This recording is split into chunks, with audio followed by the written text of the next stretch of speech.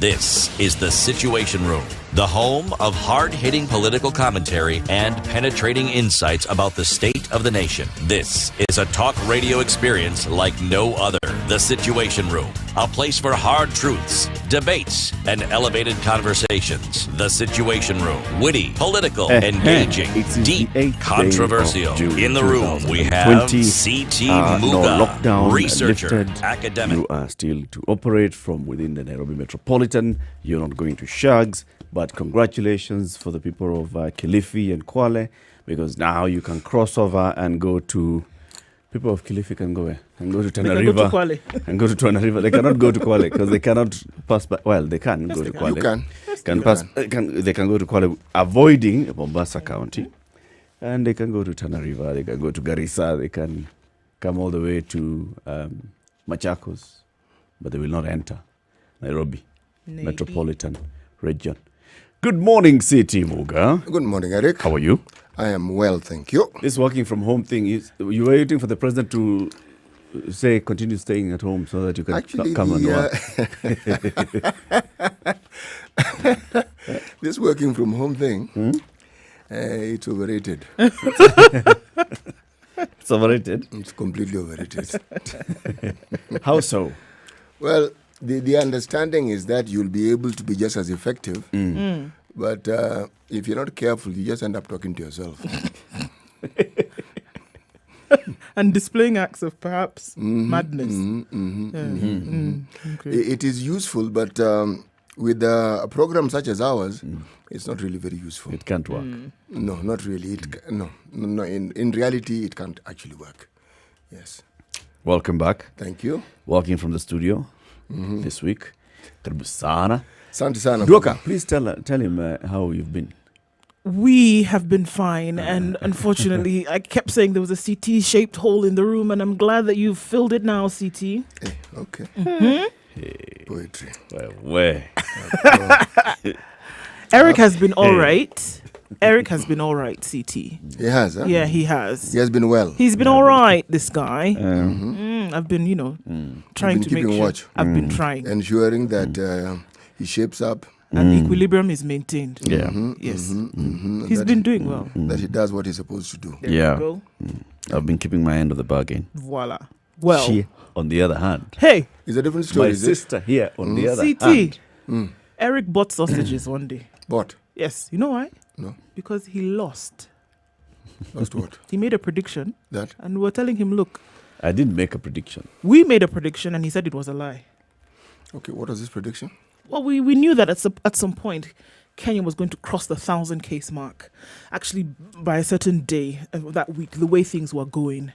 And Eric believed that, things were still quite low in terms of caseload in Kenya. And we said, look, from all indications, it looks that by Friday, a certain Friday, we'd have crossed 1,000. And by Wednesday, it had happened. And unfortunately, the man had to eat humble pie, or in this case, humble sausage. See, when people twist quite stories, liberating. I gave them an opportunity to predict what date it would get to. These diplomatic lies, yes. you see. I asked them, by what date will this thing hit 1,000? Not that I was disputing it's going to hit 1,000. I just wanted them to be clear on what date it will hit 1,000. And I told them, if you take the date and that it happens on that day, I'll reward you with sausages. You gave them an opportunity to look into the future. Yeah. Do you see? This is and the it problem. worked. It worked. And they ate the sausages. They ate the sausages. Properly. And they were happy. But you know what is interesting? Huh? With something like COVID, you can discuss it as much as you like and go around in circles and predict. But the truth of the matter is this. With an epidemic such as this one, you can more or less guarantee that the government will never actually ever give you the accurate The real figures, that's for sure. Hardly. Why? Because it doesn't know them, or because no, the government has to look into the future and figure out how best to plan. There are certain things which, if told to the public, could cause a panic. Not necessary. Because if you're talking about prevalence, I know at 8 o'clock we're going to be talking to the chairman of the Kenya Medical Association. But let's talk about this for a moment and consider, right? When you hear the numbers and you're told this is the number of Kenyans who have tested positive. Now, is it that this is the number that was caught within the dragnet of those who are being tested? Is it those who felt unwell and volunteered themselves? Mm-hmm. And where were they predominantly from? Yep. Because very many parts of this country, you still find that in the counties, you still find them telling you they don't really have very many numbers. Yeah. Yes. And they keep giving you stories as to why. I actually do not believe in this. I don't believe. You don't believe there are no numbers? No, I don't believe that there are no numbers. I don't believe. What I believe is that not sufficient testing has been done, so you cannot really know. Yeah. That's what I believe. Yeah. I believe there's infinitely more than what is being reported by virtue of the fact that adequate testing is not being done. To me, it's very simple. Yep. Yeah. And to show you why it is that what I'm saying is actually true, or at least lends itself to a great dollop of truth, is what the president talked about recently. When he talks about being told by experts,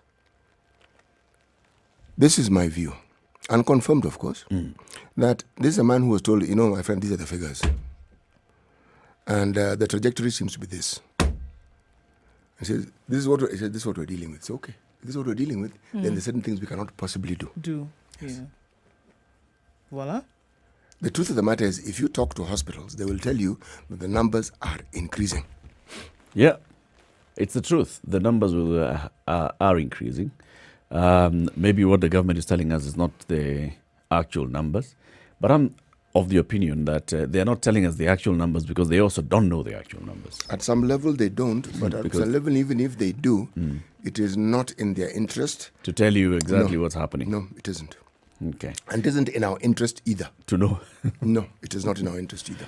20 minutes after 6, let's start by taking a look at the weather, and then we will look at this COVID-19 in numbers. In the country, 167 new cases announced yesterday. Highest number of new cases in a day so far. Well, we'll look at what that means and what that pertains to the country. Good morning.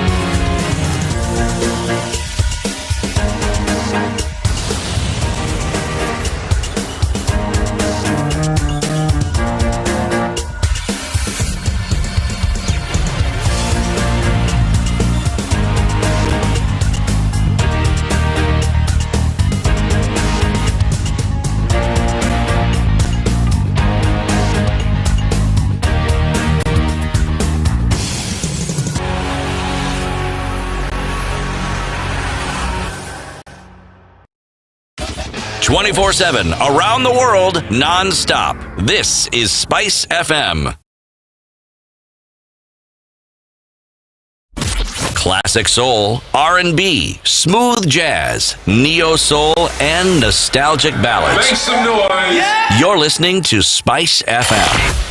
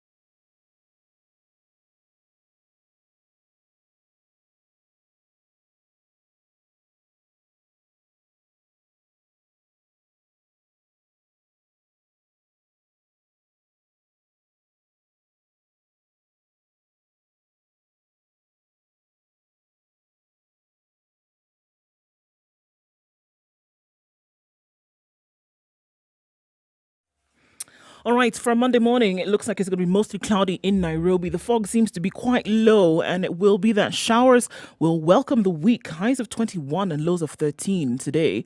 Into Nyeri, where light rain showers are already being experienced at 15 degrees. It's likely to be a thundery afternoon and rain predicted for most of the day. The weatherman did say that it will be a wet week and into the rest of the month, wetness throughout the country. And in Nakuru, already giving signs of the same. Cloudy conditions at 15 degrees, likely to have thunderstorms through the day with highs of 21 and lows of 13.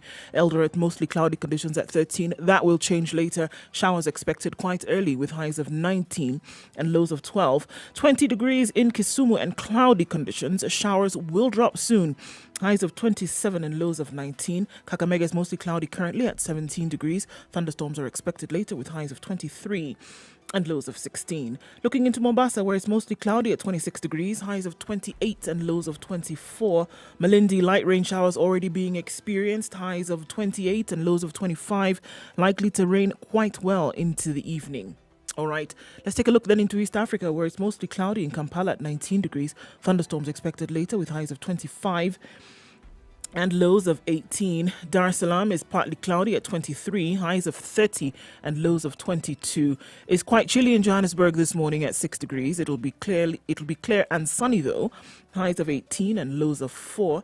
Lagos is clear this morning at 26 degrees. We'll have highs of 32 and lows of 24. All right, let's look into Europe, where in Paris, it's clear skies at 13 degrees. It'll change later though with showers expected with highs of 21 and lows of 9. When the sun does come up in New York, it'll be partly cloudy at 21 degrees. Through the day, we'll see highs of 26 and lows of 16. And we'll wrap it up in London, where at 11 degrees it's mostly cloudy. We'll see highs of 17 and lows of 9.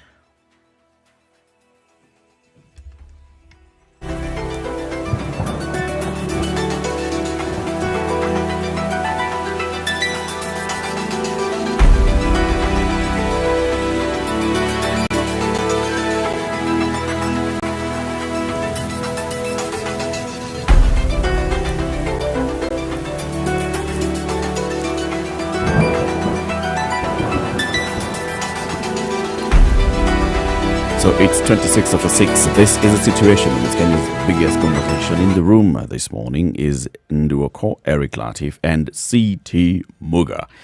So start us off, brother, with today's proverb. Well, today's proverb is from Malawi. Mm-hmm. And what the proverb tells us is really very simple. You cannot pick up a pebble with one finger. You cannot pick up a pebble with one finger. Kidole kimoja hakiwi chawa. Yes, exactly. I'm actually trying to think now. Seeing a pedal in my pebble. right. Trying to. No, actually you can't. There are many things you can do with one finger, but picking a pedal is definitely not one of them. Not one of them. Got it. Okay. There are many things you can pick with one finger. Yes, but pebble, not one of them. Sorry. Okay. So, Ndu, Yes. 167. Takes us to 2767 actually is what we see. We were solid at 2,600 cases in the country before yesterday. With the addition of 167 cases yesterday, it now takes Kenya up to 2,767 cases. And we expect this, of course. However, just from predictions, we know that this number will rise. And I think that's one thing that we must be prepared for.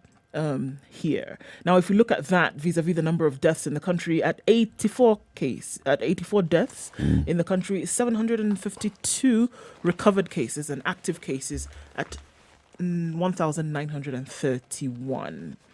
All right, let's look at the world. Crossed the 7 million mark just over the weekend with 7,086,740 cases and 406,127 deaths. The US has also crossed the 2 million case mark with 2,007,449 cases with 112,469 deaths. The numbers continue to rise, and I think the conversations they're having in the United States now is with all the protests, then what does happen with community transmission when it comes to COVID? Yeah. And there were many discussions over coming out of US media, coming out of global media, over the last couple of days. And it's like, okay, so now with what we're seeing in these protests, essentially, is that people are coming together. And this is the one thing that COVID will then thrive on. And the message has been that we don't want people to come together. We want people to stay apart in order for them to curb the spread of COVID. But Dr. Fauci and others now coming out of the US are saying that they're likely to see a surge in cases as a direct result of the protests, because if it was one area where initially it was Minneapolis in Minnesota, but now we see across the United States, cities upon cities upon cities coming together in protest. People are not thinking about COVID. They're wearing masks and such, but hey, it's the protest that has taken center stage, and so they're likely to see more cases. The unfortunate thing is also the number of the people who are coming out to protest are the same community that is vulnerable. Exactly. The high number of deaths across the U.S. is actually coming from these communities. And so these are the same people now who are out congregating. So you're likely to see an increase in the number of cases, and that will translate to an increase in the number of deaths in the same community. And just like we've discussed it before, why is it that this community is more susceptible to get affected by COVID? It's because of the historical injustices in the system. They talk about their lifestyle and all, but what's the root cause of that lifestyle? Exactly. It's actually a vicious cycle. And one could argue as to where it actually begins. It begins with the education system. Because in the US, the education system is often funded by the taxes that you garner from the local businesses. Now, local businesses, unfortunately, in the areas where black people live, are limited to certain things. One, for the longest time, they've never really been able to access loan facilities, credit facilities to enable their businesses to grow.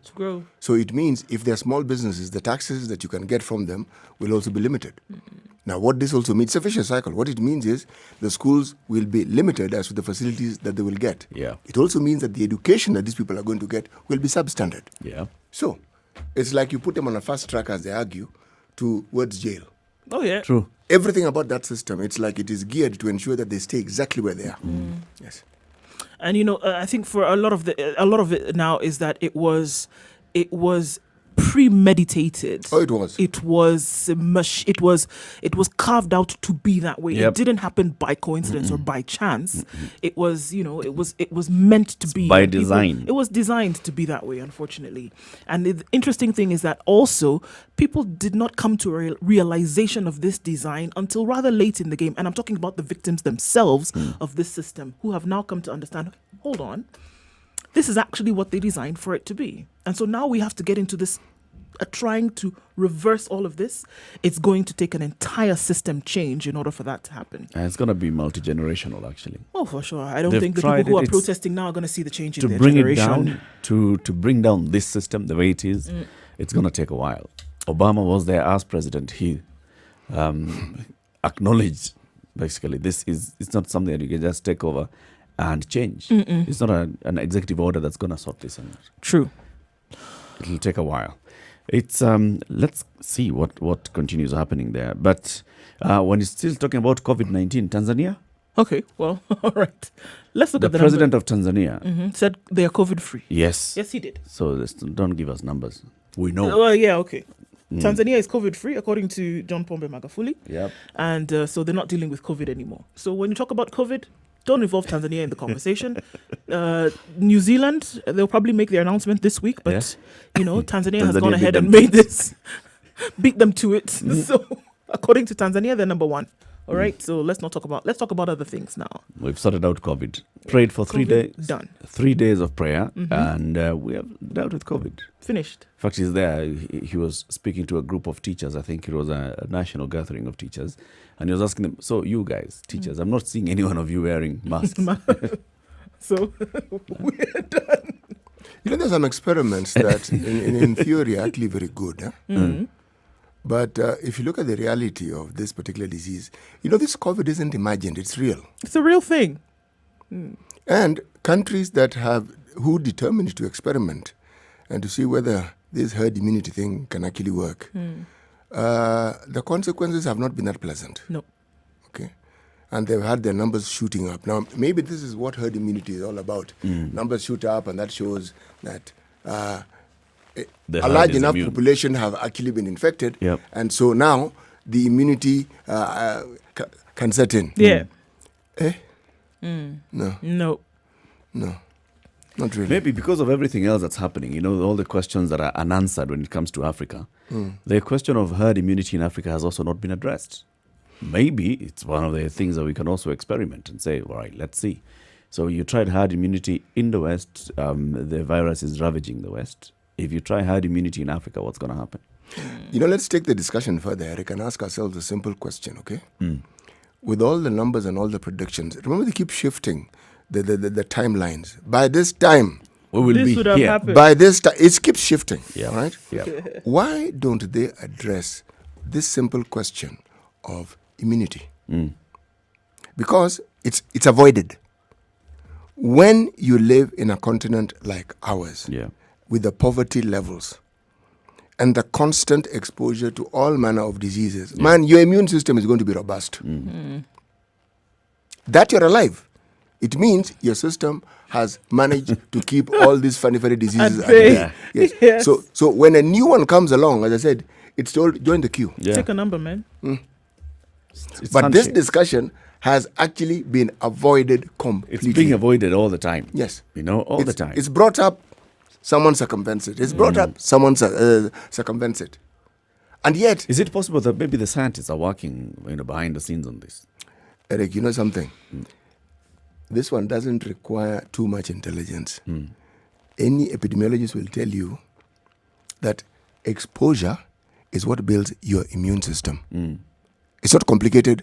And it is for that reason that what we call chanjo, inoculation, vaccination, what it is introducing the very thing that they want to protect you from in a very, very, very small quantities into your body, so that your body can recognize it. The assumption being the body as it is doesn't know it. So introduces so the body knows it. Bas. Now, once the body knows it, the body will develop sufficient ammunition to be able to fight it.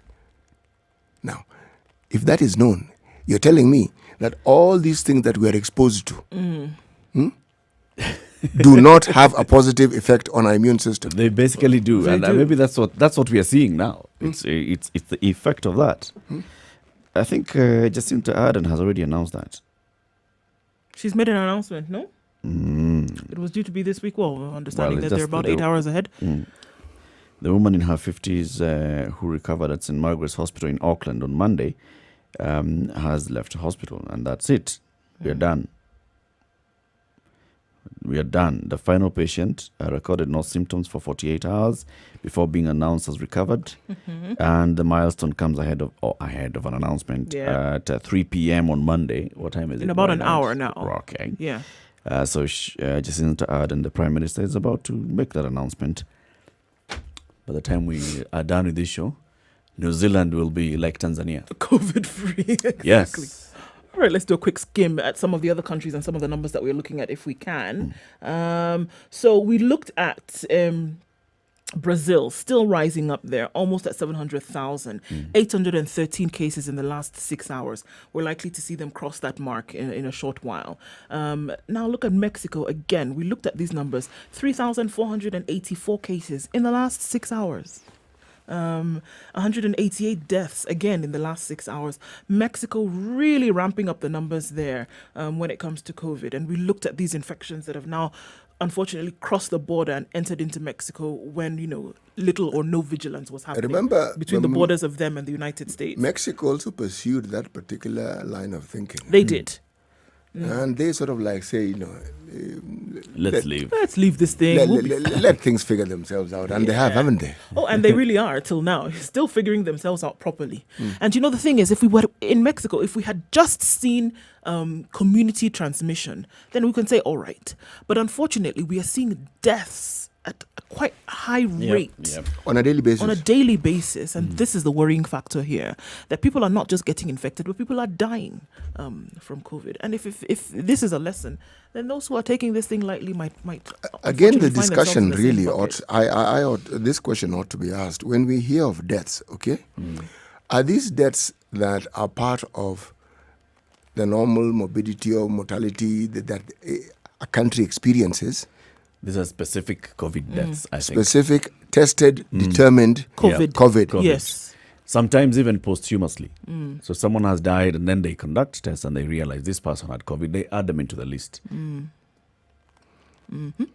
This is the thing. All right. And then we still see the same thing around, Guatemala, Honduras. Still, again, in that belt of Central America and South America. Haiti now also adding to that number. And so these are the hotspots now we're looking around the world. So if you want to look at Africa... So Haiti...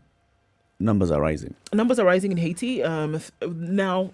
Considerably, with a population of about 11.5 million, 3,334 cases so far, 262 cases in the last 6 hours, plus one death.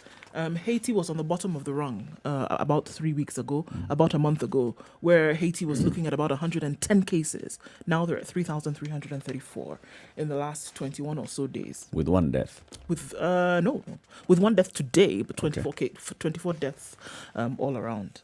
Okay. So with 3,000 cases and 24 deaths. All right. 22/7, let's do traffic, and then we start taking a look at the newspaper headlines and what's happened over the weekend.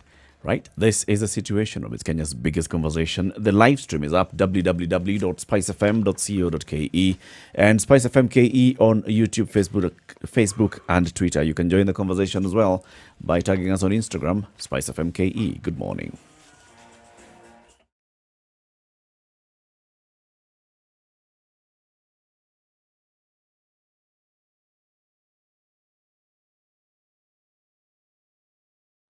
All right, it is a Monday morning. Let's see what it looks like. It's smooth and easy on the Thika Superhighway. Traffic inbound.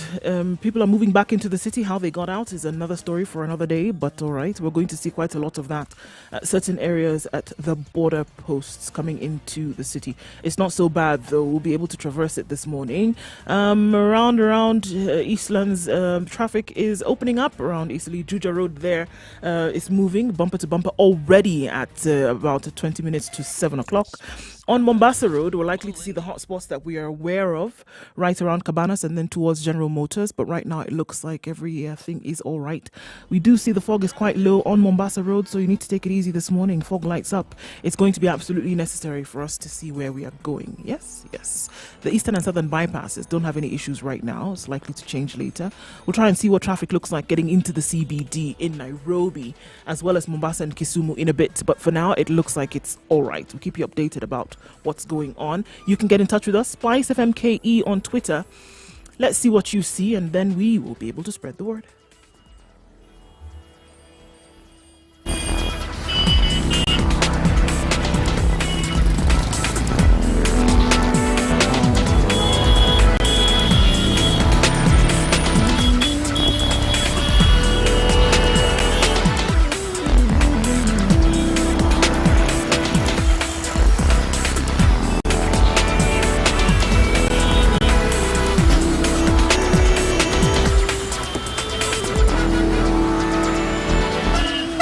It's now 18 to 7. This is the Situation Room, Kenya's biggest conversation. What's in the newspaper headlines and what do you find interesting, Ndu? All right. So I think, it's little pockets of news pop up after the president gave this speech on Saturday. Little down there in the corner on the Standard today. Only 10 beds. Siaya governor faces the reality. You get to wonder, did he not know this before? But all right. Preparedness. Kenya's coronavirus ill preparedness exposed as the country records its highest daily number yet. So that's the question. Did Siaya County not know the state of health in the county? They did, but... There's always a but. Yeah, but... It was interesting because... But it was never an issue. It wasn't an issue, but it was interesting to see how then the news spread like wildfire Saturday, Sunday, and people discussing and saying that on one hand, there were the naysayers who now said, oh, hold on, are we trying to now put Siaya County in bad light, number one? Number two, the other side was that, do we not know that there are only 10 10 beds in a county facility that should be able to take care of obviously more than. So again, opening the conversation or shedding light on the fact that in terms of preparedness for dealing with health, if it's a wrong on 1 to 10. Why the focus on Siaya? Exactly. This is the thing that has come out. Right? Because of the... you go back into... Before that, we understand that before that, Friday was the first case of COVID in Kisumu. Before that, there were no cases in Kisumu. No. There were no recorded cases in Kisumu. Thank you. There were no recorded cases in Kisumu. That all is right? now the correct... That is a statement of truth. There were no cases, not true. There were no recorded cases of COVID in Kisumu County. In Kisumu County, right? And so now... and then there had been a number of cases in Siaya County. And we know why. We have seen the issue of people moving into Siaya County, a number of them, and people dying. So it's... County of let me just go through the story just a little bit, right? Okay. County officials in Siaya interestingly enough, Sunday, held day-long emergency meetings a day after their ill preparedness to combat COVID-19 was cited in a presidential address to the nation. Tight-lipped and grim-faced health officials shuttled between county headquarters and Governor Conor Rasanga's rural home in Segere, a day after President Uhuru Kenyatta hinted that ill preparedness in some of the counties made him delay opening up the economy. The president cited Siaya and Busia counties, whose failure to avail more beds in isolation centers reflected the general slow emergency preparations for a full-blown COVID-19 scenario. Uhuru said Siaya had a paltry 10 beds in its COVID-19 isolation, 9 of which were already occupied with patients. Its neighbor, Busia, had all of its 34 beds taken up by truck drivers. Okay. So in my books, that's not ill preparedness. It's not ill preparedness by the county? No. You see, the county government of Siaya, when they noticed the number of cases, all counties had basically said, we have these facilities in place. But it's about adjusting to them. Have we gotten to a point where Siaya County has run out of isolation facility? We haven't. And I think if we were saying that, now we had more cases in Siaya County and Siaya was requesting Kisumu or requesting the neighboring Busia County to take some of our cases, then that's where we would be talking about. Eric actually does have a point, because there is no county or there is no region or there is no hospital that has actually built a facility for COVID. No. What they've done is allocate a certain space within the hospital, a ward, whatever it is, but they've allocated and said, this is a space that we're going to use for COVID. Yeah. Yes. And going forward, this is what we'll do. Some of them have gone further than, and like Machakos have put up a facility at Kenyatta Stadium, tents and beds and all. But it's also demand driven. If you look at the ones in Machakos, they're not being used. If you look at the ones in Siaya, yes, there are 10 beds. 9 of them have been used. In Busia, there are X number of beds, but also because of Busia's being a border town, this is what's happening. So is Busia overwhelmed? I don't know. I don't think there have been reports about that, but it's interesting so. to see what the reaction was, though. Because, from we see the reaction as is reported by Siaya governor. And what did it say?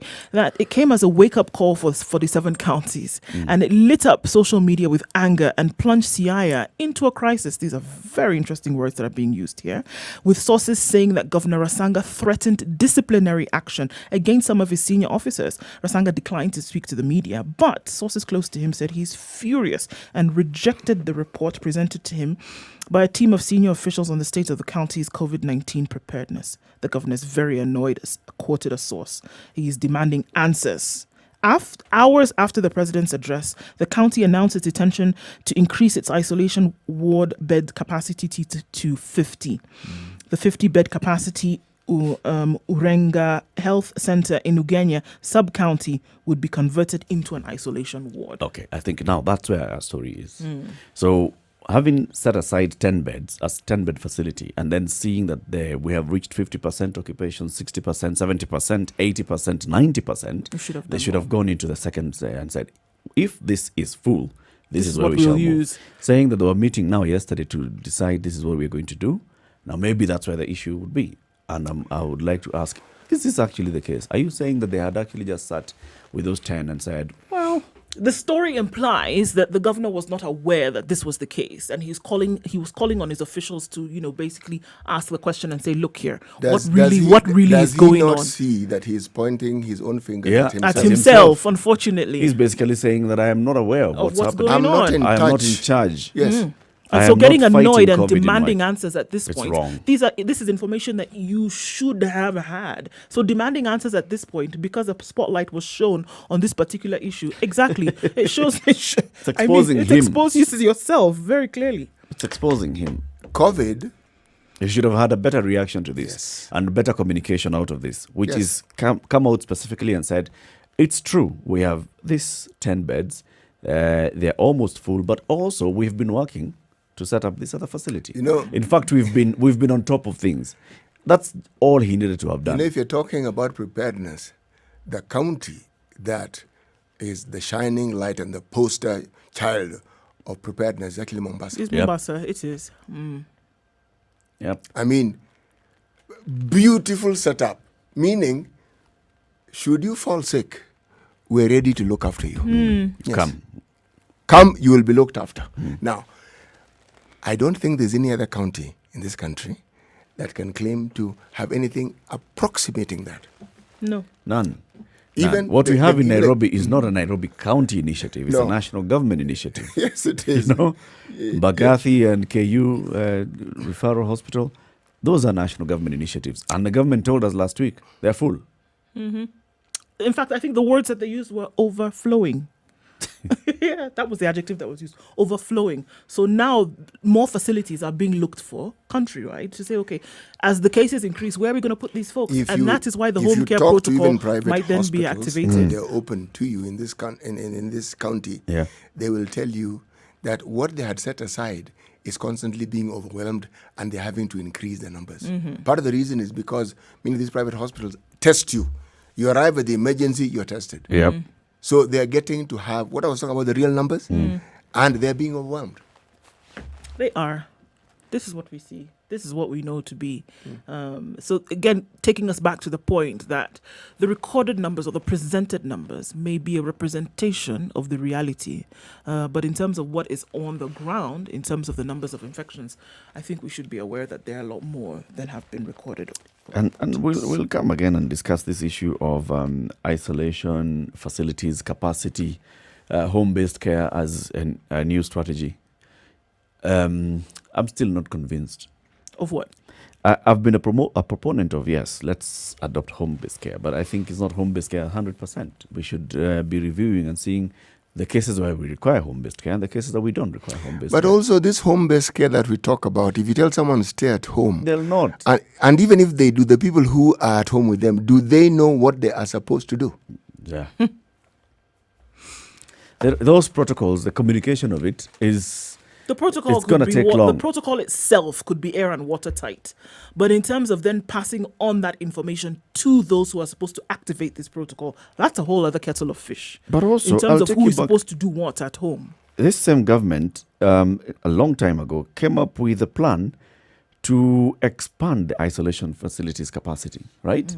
And the government, the task force that's dealing with COVID-19, mandated somebody in charge at the health ministry to ask counties to set aside schools that have dormitories that are going to be used as isolation facilities.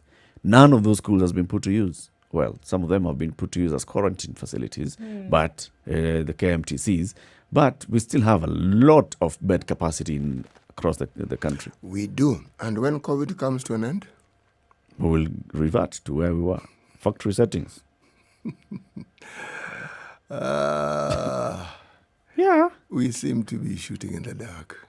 Completely, yes, we are, but I think we just keep going back and forth. What I like, though, is that, and what to me is evident, is that effort is being made.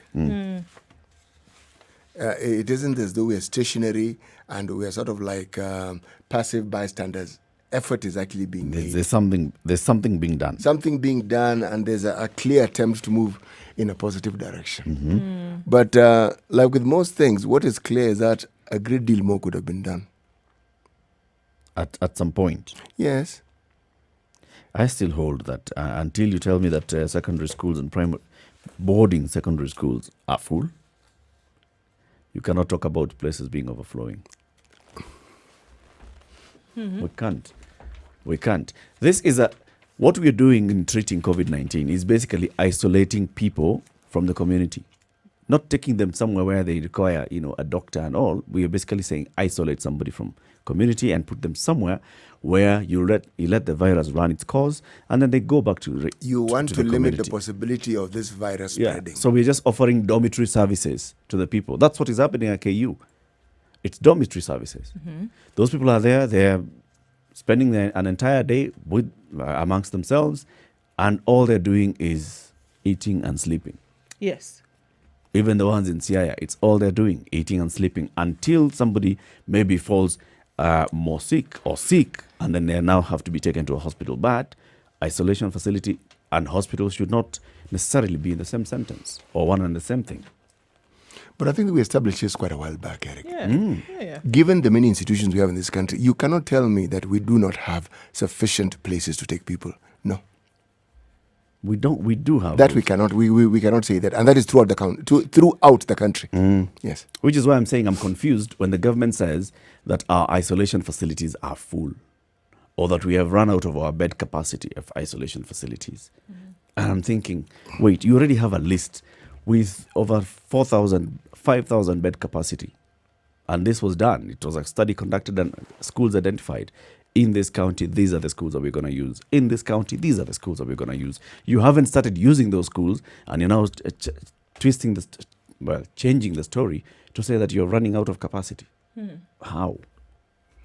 Well, let's say, Eric, it's a misreporting issue.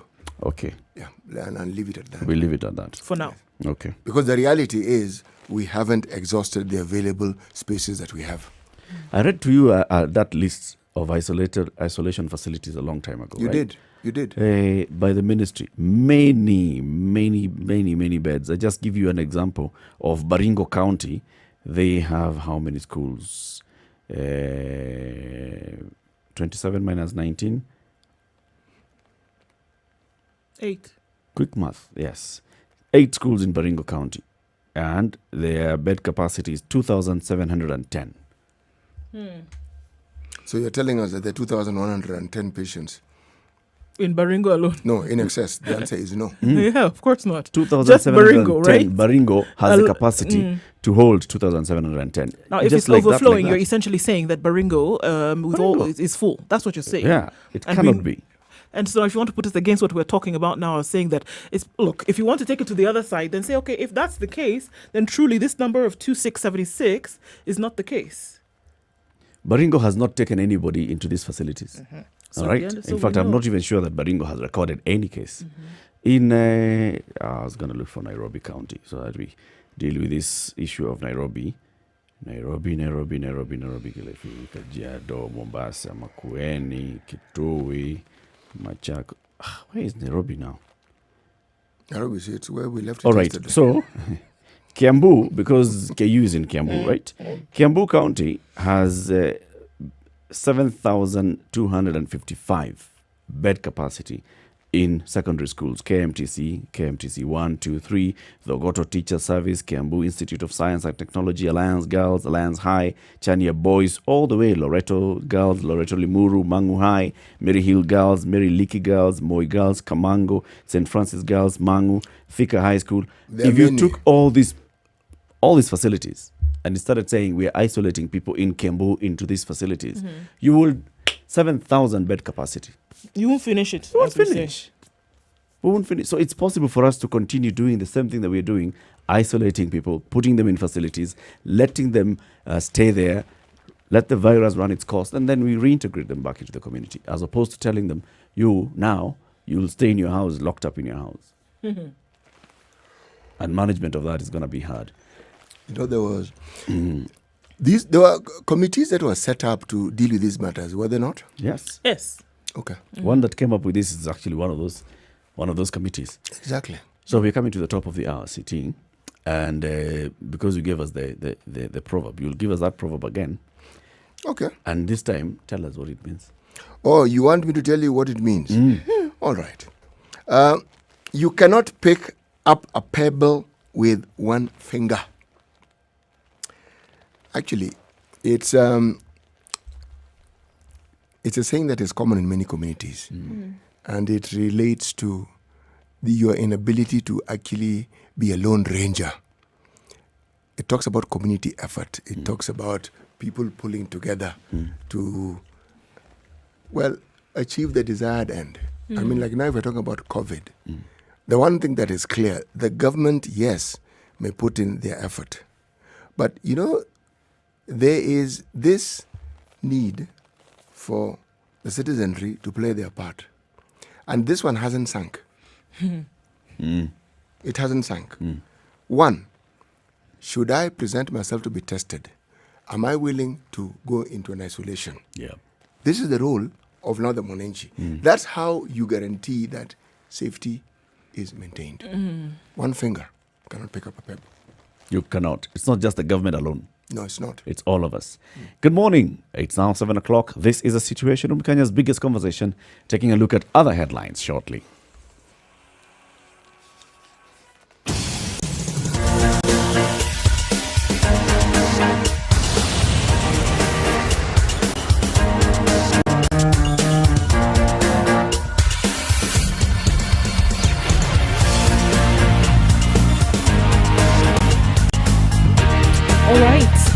Let's look at how it looks like on the roads right now. A little bit of an issue on Mombasa Road, right at Cabanas at the turnoff there. But it's normal, I guess, for a Monday morning. Looking at other parts, just as you leave or enter into the city, shouldn't be too terrible either this morning as we see it so far. Let's see if it can change in a short while. For now, it looks pretty good, guys, especially for Monday morning. If it does change, do let us know. Spice FMKE, that's how you can reach us on Twitter. But for now, it looks pretty good.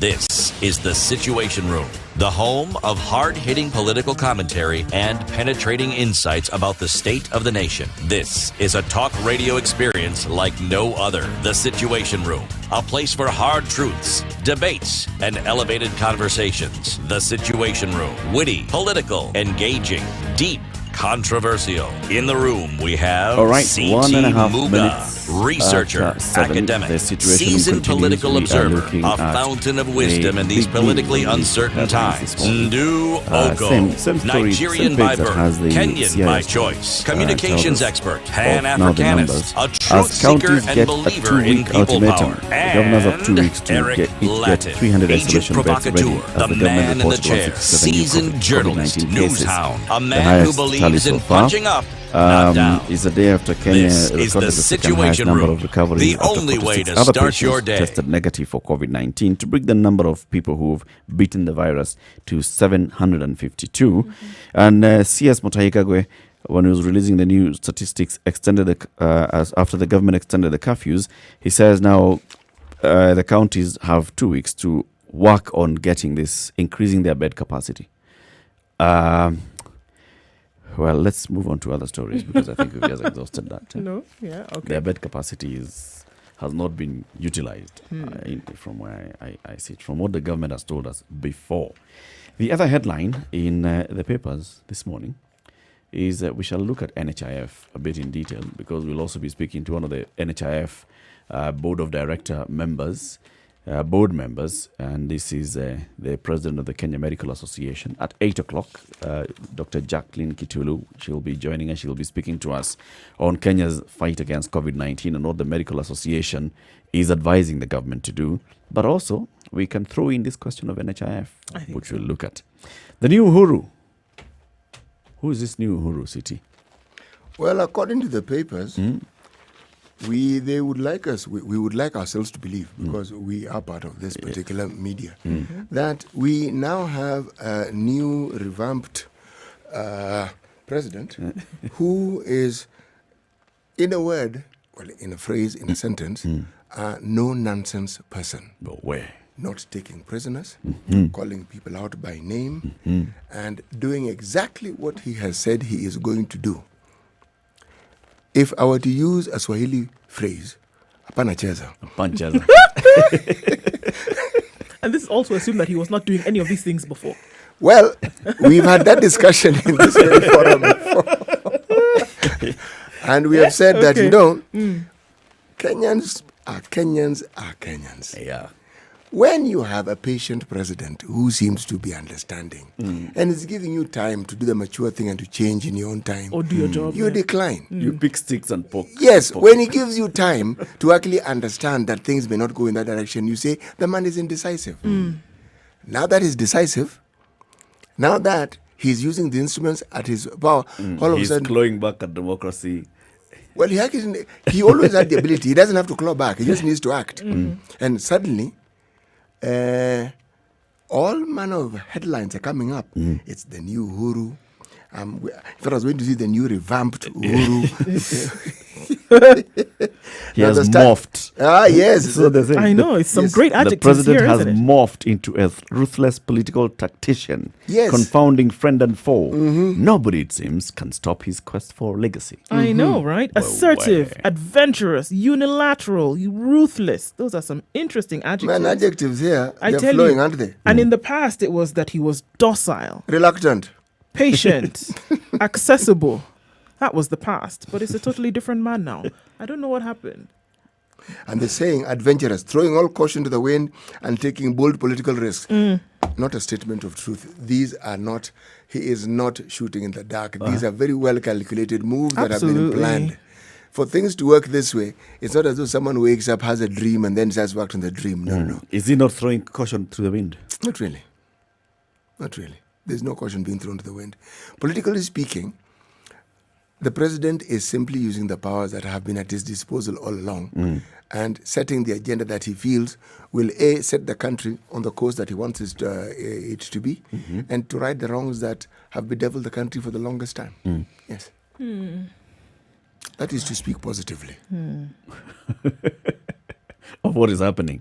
Yes, to speak positively. Flip the coin. Well, politically speaking now, okay, not in terms of governance, what happens in political circles is, I'm going to use a phrase, the currency that is indisputable in politics is ingratitude. If you understand that simple statement, then you will do well in politics. Because if the direction that the head honcho wants to follow differs with yours, and you're not quick to understand or to change your direction quickly, then you will be left, should we say, in the wind. Well, we can give a brilliant example of that just a few weeks ago when we had, the senator for Narok, made some statements and then quickly retracted on those statements and made an apology. And quickly he was welcomed back into the fold by the leader of this particular party. I think that's a glaring example of what you're talking about just now. To say that if you're going off in one direction and making bold statements about a certain thing, and then you realize, hold on, my statements could actually see me on the out. And on the out is a very uncomfortable place. Yep. I'd rather be warm and dry. Hasty retreats. So very quickly, I show my gratitude and make an apology. Quickly. And guess what?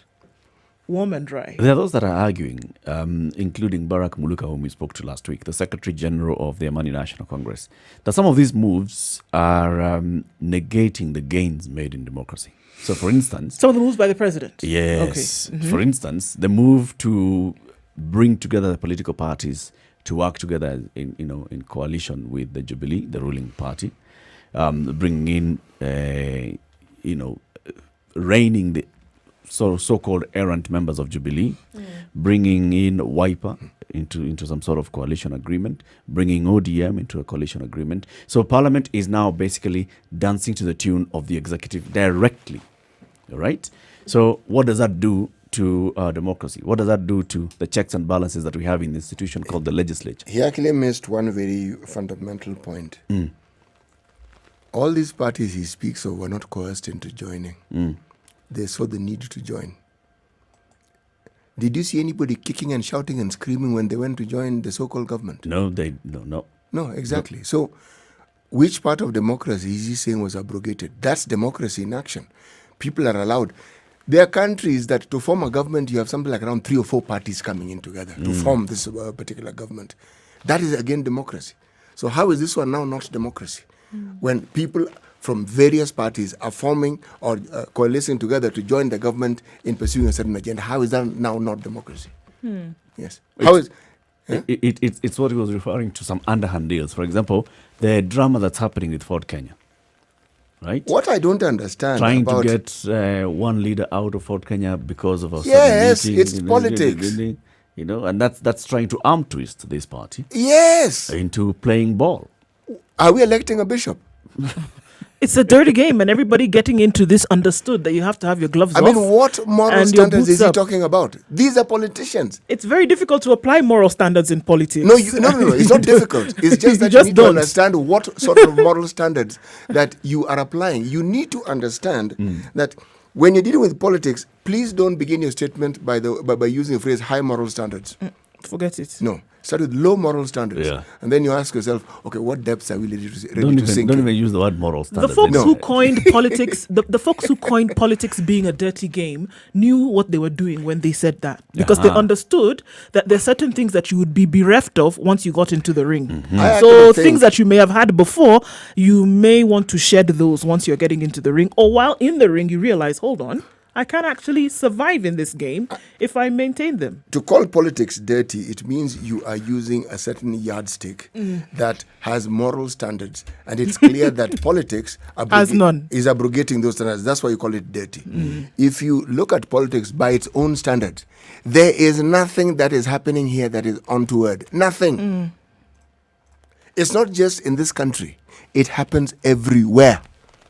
You tell me, when Bashir was overthrown, you think he was overthrown by his enemies? His friends. The enemy, it's your friend. And some of them are people he probably put in those It's people that he had appointed. Yes. People he had appointed. Yes. People who, even in the last minute, were coming to him and telling him, Mzee, things are fine. Yes. And then the man walks out and the entire presidential guard has changed and the president is suddenly under arrest. Yes. He's been given a scholarship to stay in his own home. Yes. But after all, who are the people that they come to ask questions about when something goes awry? The person who is closest to you is the one they come and ask and pull aside and say, well, maybe there's some information that you can give us. This is the individual that they go to first. It's not the person farthest from you. It's the person closest to you. You know, there's something that many people who discuss our politics not fail to understand, but probably fail to speak about openly. The deputy president is a vice president. Let me repeat it. The deputy president is a vice president. Now, the vice presidency in this country has always been a weak position. To understand it, you need to understand that Moody Awori lost his seat when he was vice president. Yep. Mudavadi himself lost his seat when he was vice president. Okay? So, the assumption that the vice president's seat is suddenly an all-powerful position, it's not so. The presidency pivots on the president. Please understand, president. Everybody else falls in place after that. We don't have 2 presidents, even with the presidency in our constitution. So, when the president actually now determines and decides to use the powers that have been at his beck and call all along, we are surprised. It's within his rights. It's just because he hasn't done it before. All along, he has had those powers. Exactly. All it doesn't along. mean now because he is. It doesn't mean that he's wrong to because he has never. And I think story, that has been the wrong. This story, Eric and I were actually discussing it earlier on. This story of a weak president. Weak what? Even with our current constitution, there's nothing like a weak president. He still has a lot of powers. He does. He wields influence. He's the one who carries the sword. It's because he's been smiling with you people all this time. That's why. Yes. That's what we're finding. Like this is going to be a bit fun. He's been smiling and laughing. That's why you think, okay, there's nothing really here. And then when he cracks the whip, it then now seems as if, hold on, he's breaking some kind of rule here because he's never operated in this way before, and he's not used the powers that are at his beck and call, and he's never expended them in this manner. And so somebody or others would look at it and think that he's doing something which would undermine democracy, one, or would go against the way that other people expected him to behave. But it doesn't mean that he didn't have these powers at his beck and call. The democracy that very many of these pundits speak of, or political beings speak of, are the versions of democracy that suit them. Okay? At any given time. Yes. And this one is across board. No one is left out of this particular equation. This isn't democratic. What's not democratic about it? Or what would be? Yes. You asked the question. What would be democratic? A man in national there's absolutely nothing wrong with Jubilee trying to lure other parties to work with Jubilee. Nothing wrong with That's exactly what they're supposed to do. You're in power and you want to bring in as many people as possible to see you from the side that you're seeing things. Yes. I think the problem is with those political parties that are accepting to do that. The question we should be asking is why? What's your motivation? What have you been promised that is making you go that direction? And then what happens to the checks and balances that you're supposed to be giving the government? Now, if everybody is constantly agreeing and seeing the same things the same way with the national executive, will Parliament ever question what the executive is doing? When you put it that way, then you raise an important question. But I would raise a different question and say, it's the times that we live in, given COVID, and given the problems that COVID has brought upon us, it may be necessary for such a situation to exist, because you can't be pulling from different sides and hope to actually defeat a problem such as the one that we actually have before us. So for this particular season, it may be necessary. Beyond this season, things go back to factory. Things just go back to factory settings, and people can pull in whatever direction they see fit. But for purposes of now, we really can't have these shouting matches that we've had in the past, and people threatening to secede and all that. No. I agree with you on that. No. However, we don't have to be that. We don't have to be arguing. You don't have to be arguing for the sake of arguing or opposing for the sake of opposing. Yes. It's basically asking the right questions at the right time. When a budget is about to be read by the CS for the National Treasury next week, what is it that we expect the National Assembly to do and our Senate to do? What questions do we expect them to ask? Those ones are important. The question that we're asking here is, how exactly should power, by its very nature as it's seen and manifested in politics, how should it be used at a time such as this one here? Because what we're talking about is, how do we put in place measures that will guarantee that the so-called common man genuinely has his interests looked after? Yeah. Yes. Yeah. Because that's the bottom line. And the bottom line is about Wanjiku. Yes. And Nekesa. Yes. And Wafula. Yes. Are their interests being taken care of? Because who's guarding those interests for yes, and who's ensuring that they're safeguarded? Because if you look at the coalition government proved to us that being, as it were, in one union doesn't mean you can't check each other. Yeah. The coalition government, people were checking each other left, right, and center. In fact, it was actually quite interesting to watch. And they were a coalition government. Yeah. Yes. So it doesn't mean that this particular setup that we're heading towards cannot check each other. Cannot work. No. It's possible for it to be It is possible for it to work. 17 minutes after 7, let's take a look at the weather, and then the conversation continues. Other interesting stories out of the weekend. Good morning.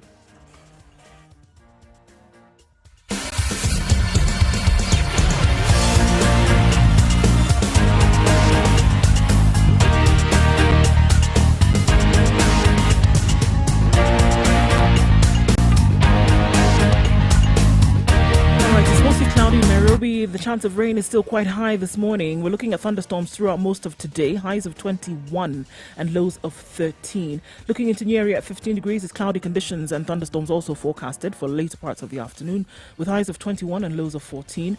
The showers already started coming down in Nakuru. We've taken a short break, but they will be back, highs of 21 and lows of 13. In Eldoret at 14 degrees, it's mostly cloudy and thunderstorms are forecasted for quite early on in the day, with highs of 19 and lows of 12. Looking then in into Kisumu at 19 degrees, highs of 27 and lows of 19. Showers throughout the day in Kisumu. Kakamega will follow suit with thunderstorms in the afternoon, highs of 23 and lows of 16, currently standing at 17 degrees and mostly cloudy conditions. Let's take a look then into Mombasa, where it's mostly cloudy at 26. We'll see highs of 28 and lows of 24. In Malindi, light rain showers throughout the town, highs of 28 and lows of 25 today. The showers are likely to continue well into Tuesday. All right, take a look then into East Africa, where in Kampala it's mostly cloudy at 19 degrees. We'll see highs of 25 and lows of 18, and the thunderstorms will cool things considerably. And in Dar es Salaam, where it's mostly cloudy at 23 degrees, we will see highs of 30 and lows of 22. Looking then into Johannesburg, where it's cooling down to 5 degrees now, highs of 18 and lows of 14. It's going to be clear skies and sunny conditions throughout, however. Wrap things up in Lagos for now, where it's 25 degrees and clear skies all through, highs of 32 and lows of 24.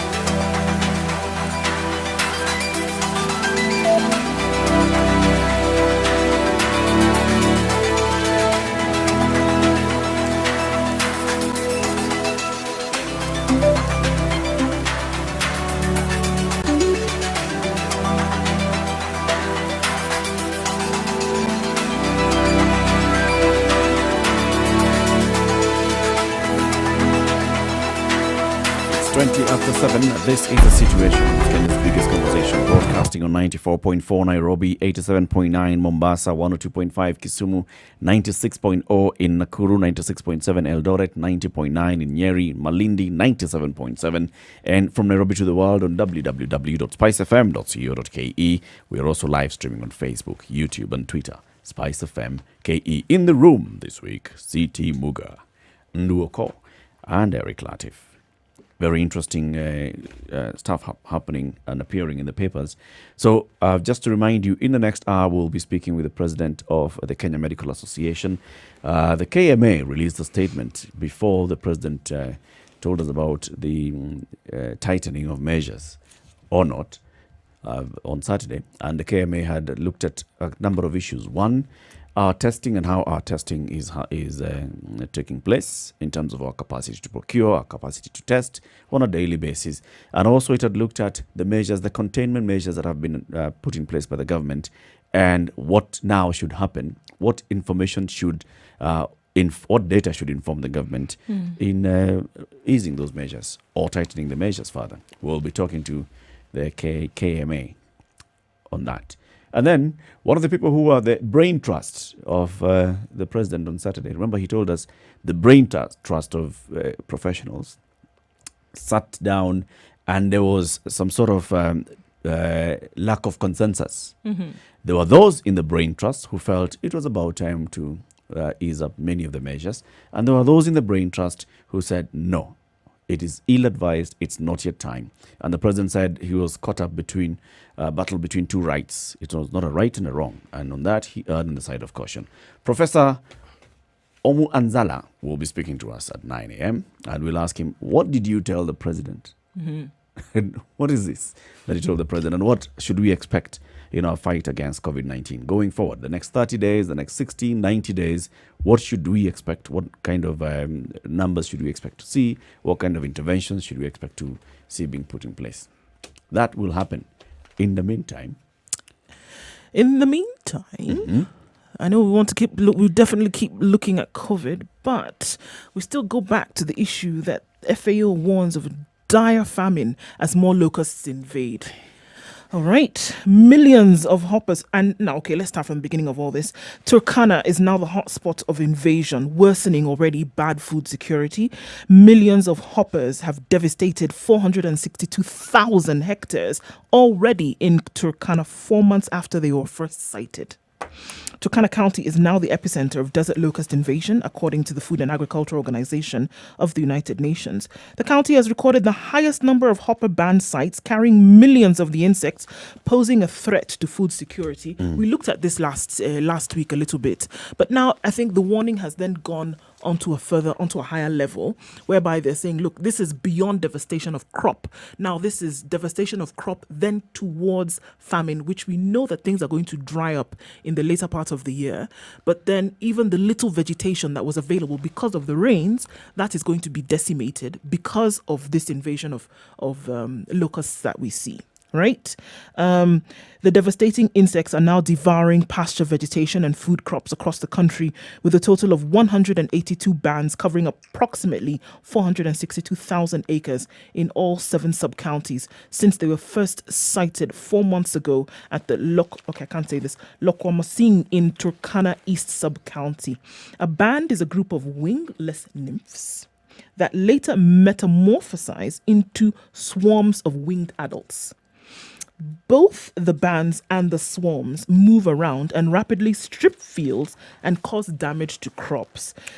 Though FAO said the number of counties infested with the desert locust has reduced from 28 to 4, being Turkana, Marsabit, Samburu, and Isiolo, a lot needs to be done. So to control the insects, especially in Turkana, where concentration is worrying. FAO is taking a regional approach to desert locusts control response, and it is important for Turkana to intensify control measures to ensure the insects do not mature and continue to compound the threat to Kenya and East Africa's food security. So, this is what we're looking at now. Even as the countries continue to fight COVID and all of this around, it'll come a time whereby we'll finish with COVID and then start dealing with this famine thing. And then not just dealing with famine, but then dealing with the locust issue. Because they may eat everything that is in existence, but we have also been told by the weatherman just last week that the rains are going to continue. So more rain brings new vegetation, meaning that the locusts continue to eat this vegetation that then now is available. So combine that with the imminent famine. It looks like a bad movie, but this is what is happening in reality. Well, why don't we make it into a fully fledged horror movie? Here we go. Okay. You see, the lake hasn't stopped its march inland. It's still doing the same thing. Yes, it's still doing the same thing, to the point where people are having to ask neighbors to provide or help them with burial ground. Because if the land you come from is submerged, you'll have to go to someone who is kind enough to give you a little space to bury your dead because they are on higher ground. Now, this particular march, this wasn't the 1962 rain that we talk about. This was 1947. That's when it was last seen. And it didn't just happen on Lake Victoria. It also happened in Lake Naivasha. So people who had built these nice beach houses, they're now nice submerged beach houses. And when it marches, believe me, it marches on. The positive side I was being told is that people can now, you can now get catfish and lungfish without necessarily going into the sea because they've come up. They've come up. Yes. Yeah. The fish are following you. The fish are following you. But what you need to focus on is what will happen when the water decides to recede. Yes, because it'll come with illnesses that you've never known. At that moment of receding. Not just at the moment of receding. The process of receding, remember, one, it has covered fertile land because a lot of fertile land was near the lake or near the water sources, all right? Now, if I follow the patterns of other times when we've had flooding, every time you have floods and then they recede, what is followed, most assuredly, are diseases on the rise. Okay? Malaria will shoot up. Cholera will come about. Typhoid will come up. Diarrhea and dysentery will come up. Yes, these are things that will come up. So, we do know what is waiting for us around the corner, isn't it? So it's just a grim picture. It is a grim picture. COVID notwithstanding. COVID notwithstanding, exactly. COVID come, COVID go, there's all this. There's disease, there's... The issue of burial ground is quite interesting. It is. Because this is something that you'd also expect that the local governments would be able to help. Say, set aside... get extra land.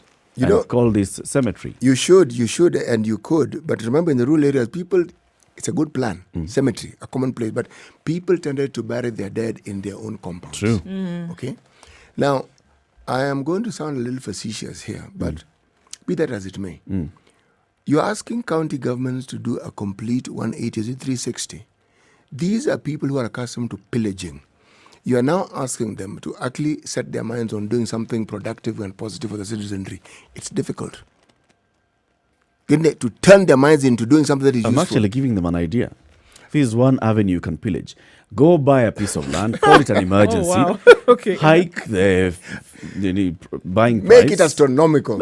But also say that it was a need. We're addressing a need. Something on higher ground. And require something to do. So here is an opportunity for you to make money. But at the same time, get a piece of land that can be used by the community to bury their dead. Because when you say that you're going to ask your neighbor or a friend who lives on higher ground to give you a piece of land, you basically have lost that touch with your loved one.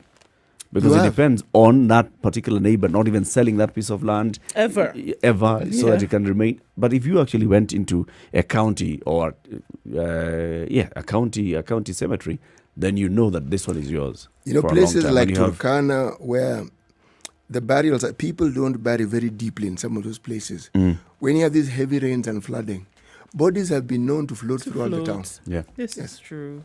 So the grim picture is necessary for us to understand the total neglect that people who have been tasked with the duty of looking after the welfare of others. Catching up. Yes, exactly. Oh, yeah. The grim picture has to be given so that it is understood and the pretense is moved completely out of the way.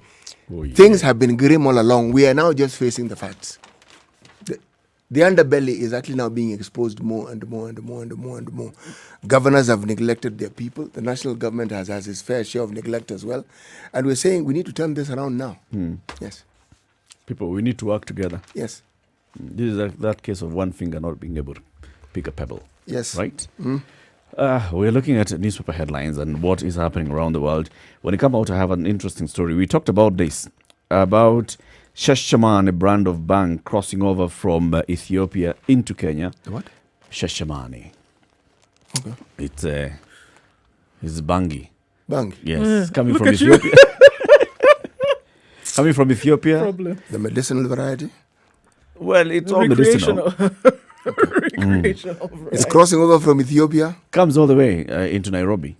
And there's a lot of use of the national security organs, police, who are used to traffic this thing. So now, other police have been put in to fight this police. Being transported by, police vehicles, no less. GSU, Land Rover, Land Cruiser. It's nice, eh? Police officers, over 10 police officers are facing cases in court because of narcotics trafficking. Instead of taking these people to court, why don't you simply look through and honestly at what it is that we pay these our policemen? Honestly, look at it and say, given the work that we give them, and while you are at it, throw in the teachers and stuff, so that you understand exactly what it is. You want to place the future of your country in the hands of them. Then you want to pay them a paltry amount. And even what you promise to give them, you don't give them. Rethink this thing. Oh no. These are two separate issues. Yes. 7:30, let's take a look at the traffic. The conversation continues.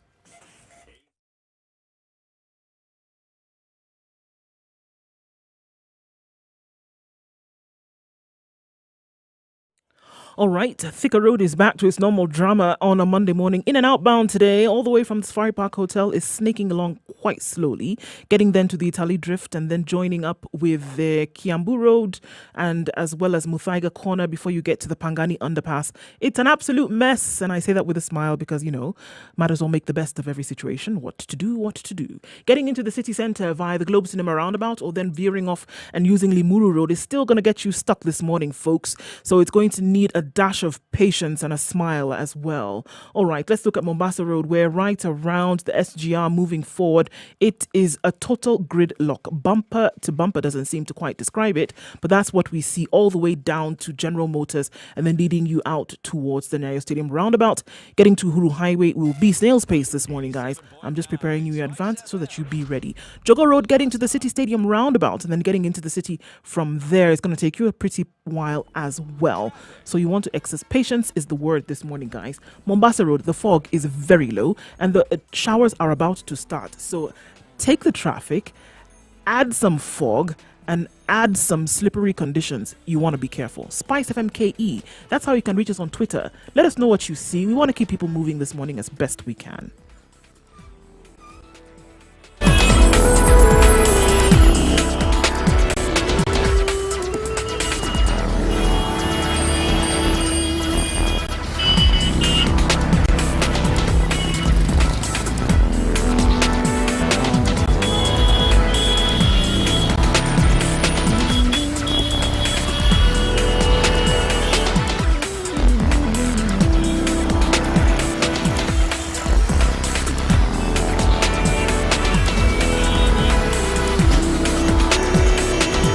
Okay, the conversation continues.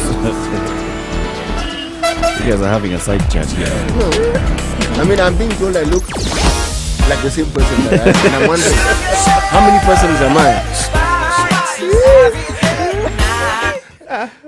Okay. Utajitetea ukiwa pande gani? Surely. So what is it that you're telling That's City? what I was trying. You look like the same person. In the picture. On another day. No, you guys just gonna make me confuse myself, and I know what you're trying to do, and I'm not walking into this one. What picture? There's another picture that I've seen of CT looking exactly like he's looking. Never mind. But it's CT. How do you expect him to look in the picture? Who am I supposed to look like? Come and go, Joe. No. I mean, just so that we understand, who am I supposed to look like? It's a picture of CT. And he looks like CT. Yes. All right. So today am I supposed to look like Brian? What I meant was no matter what I say, you guys will bury me. So moving on. Okay. 8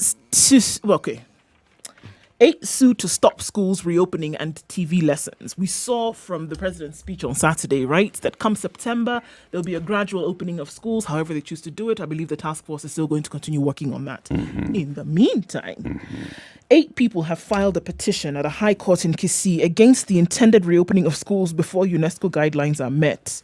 The petition also challenging alleged elective, or rather selective virtual learning programs by the Kenya Institute of Curriculum Development through a media extension service broadcast to schools, disadvantaging pupils and students who lack access to electricity, electronic devices, television sets, radio and mobile network signal in their areas. Michael Otieno, Evans Gore, Mary Akach, Irene Ojwang, Robert Oluoch, Walter Opio, Millicent Adhiambo and Evans Odhiambo have sued the Cabinet Secretary for Education, KICD, and the Attorney General. The 8 are asking the court to grant an order to stop the KICD broadcast lessons. Now, I'm not getting what is it? They're suing KICD, Why? the Attorney General, because these broadcast lessons that are put on radio and television and whatnot, there are certain students who are not able to access this. True. And they are saying that this is not fair. True. That there will be some students, by the time they eventually do open schools, who will not have been at the same pace as others because True. They are disadvantaged. True. So they're saying, because of this, it's you stop this learning until everybody is up to speed. And what is this UNESCO that they're quoting?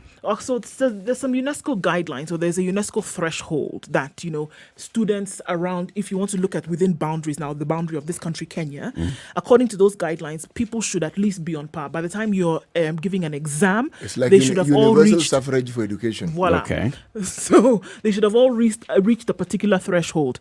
And stopping what stops certain students in this country from reaching this threshold now is the lack of access to things like electricity, audiovisual equipment, etc., mobile network, blah blah blah. So by virtue of the fact that they're not able to reach this threshold, they're being done an injustice by continuing to give this information via TV and radio. There are some people who will not have access to it, and so the whole thing across board must be stopped until you reach this threshold. If you want to take this argument to its logical conclusion, then take it to the university as well, because the university wanted to test its students online.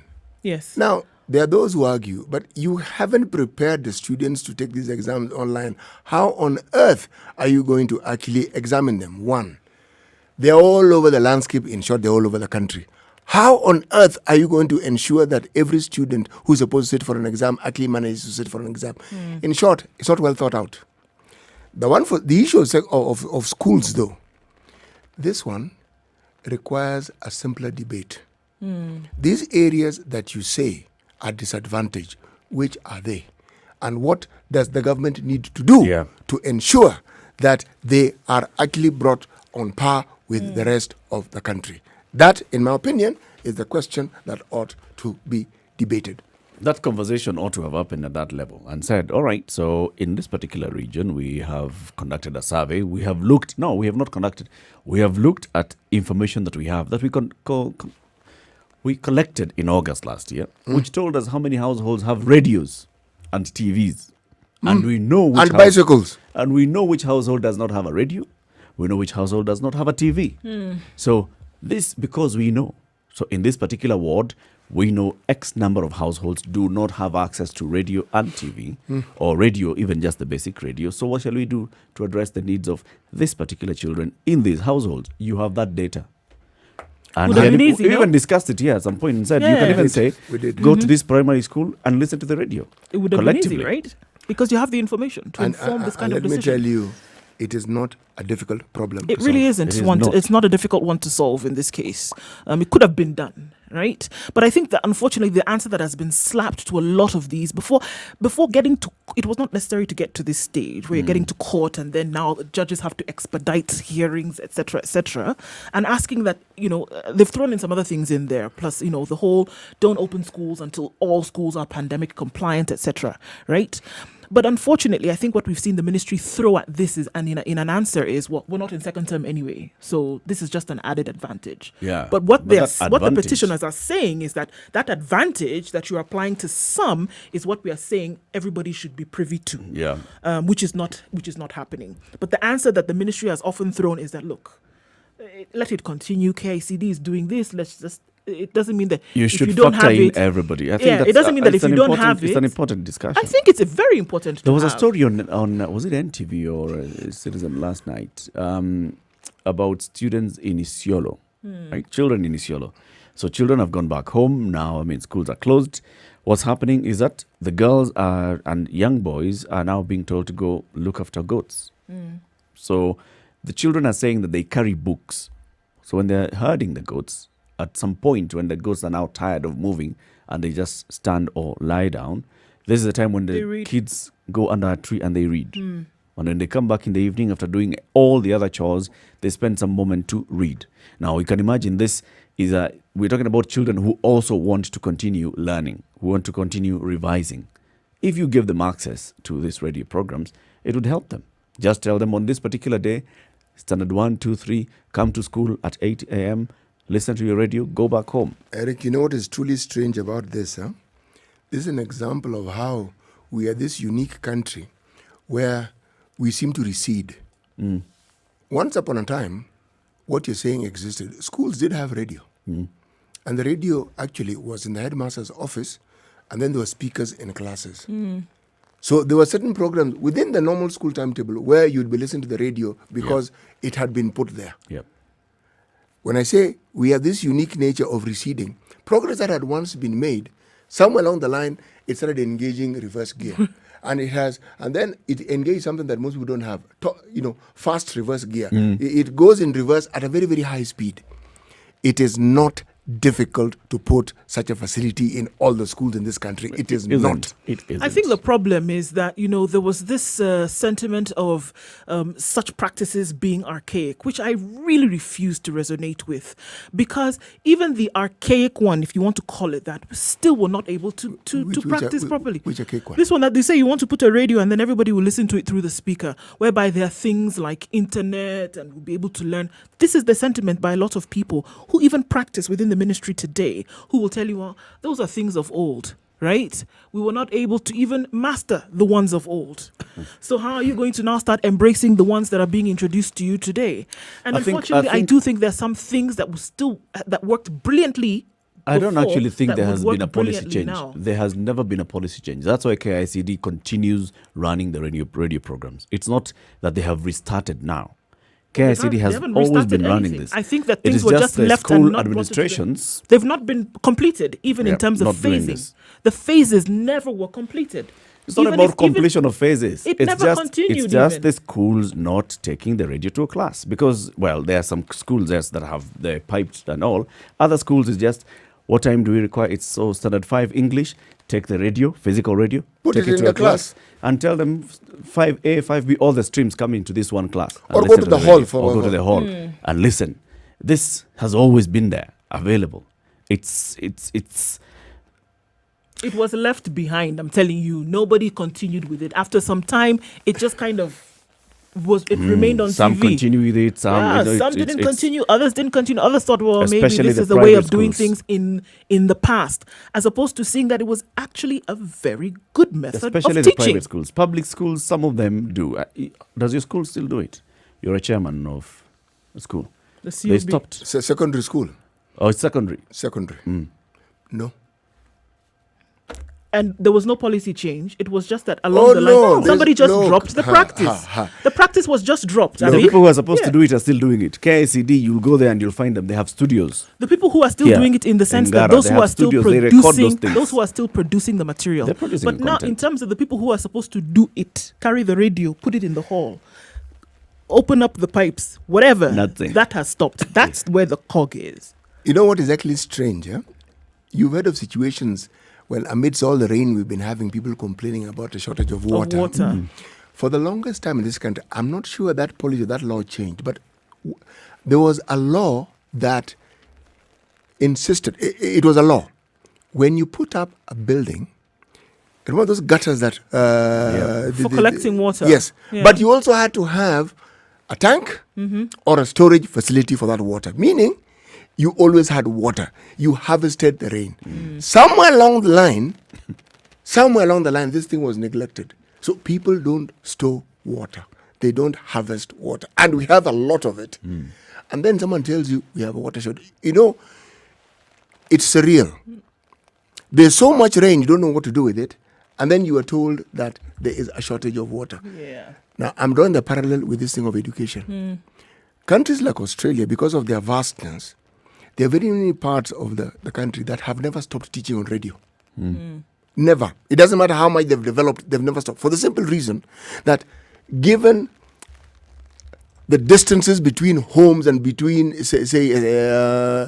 residences, and you cannot have any other method of learning. You can't say, let's go to this one school, because one home is 50 kilometers away from the other one. It's not just going to make sense. Also recognized as a medium that can still reach people, reach the furthest in terms of getting information to people. Why do you think it is that Australia took the pole position in distant learning? They needed it. They understood the need to have it simply because of their geography. They're basically just responding to their own needs. Exactly. And then they exported that need. Exactly. Now, we here had something in place to cater for this. You neglect it. You say it's archaic. Yes, you say it's archaic. Now we need it. Now look at and even now that we need it, you still refuse to think. Because the point here is, you are saying, KICD is saying we are offering these programs. In fact, they even come up with an entire timetable. And now we are still talking about some children cannot access this. Yes, their homes may not have radios, but it doesn't mean that they cannot access. They should not. We should not be saying that they cannot access these particular programs. They should be able to go to their local primary school because it's near and they know where the primary school is. And have some communal learning. Listen to the radio. Have some communal listening. Yes. I would think so. Just go to school. It doesn't seem so very difficult to put together, does it? It's in a timetable. You know, you are in standard 3, you're going to school at 9:40. It's the thinking. They've refused to think. The solution is at hand. I'd rather you even think let it be wrong thinking and then we can correct it. But in this case, it's just not occurring at all. But let me ask you, for the longest time in many communities, even if you owned a radio, it was wise for you to consider it a community product. Because when it was news time, everybody came to listen. Yep. But even when people got TVs, it's the same. News time, people come. simply People walk into your house. congregate. Yes, exactly. They congregate. It's true, actually. Yes. They don't ask your permission. They simply... just it was news time, No, they greet you and they sit down in your house. It's true, actually. I remember people coming and sitting with my dad. Yes. And just showing up at a certain time. And you're like, oh, okay, it's news time, Hi, actually. Yes. And then you would, be inclined to serve people tea or whatever. Of course you will, yes. But it's the news, right? Yes. And after the conversation, people then They go. disperse. Yes, they did. That's interesting. I just remember that now. It's true. And the same with radio. Yeah, they would congregate around the radio, listen to the news, and then discuss after that whatever was shared in terms of a broadcast. It's the same practice when you look at these shoe shine places in town. There'll be one newspaper. Okay? Yep. One. It'll be read and then it'll be discussed. Man, it'll be discussed in detail. They have a situation room right there. They do. So by the time you get to half the day, people who are congregated there first, they're fully informed about what has been happening in the country. Yes. Shared. This isn't a new concept. It's already existing. 12 minutes to 8 o'clock. This is the Situation Room, Kenya's biggest conversation. Take a short break. The conversation continues.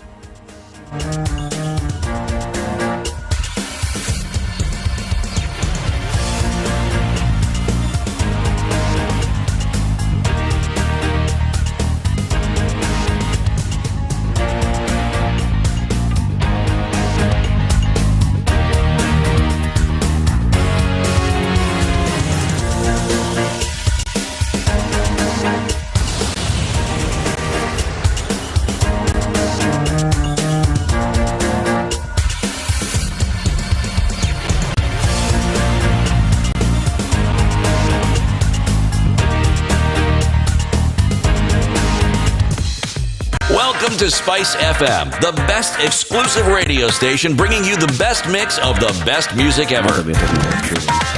There is a story that children suffer the most as cerebral palsy hits villages. In almost 10 villages,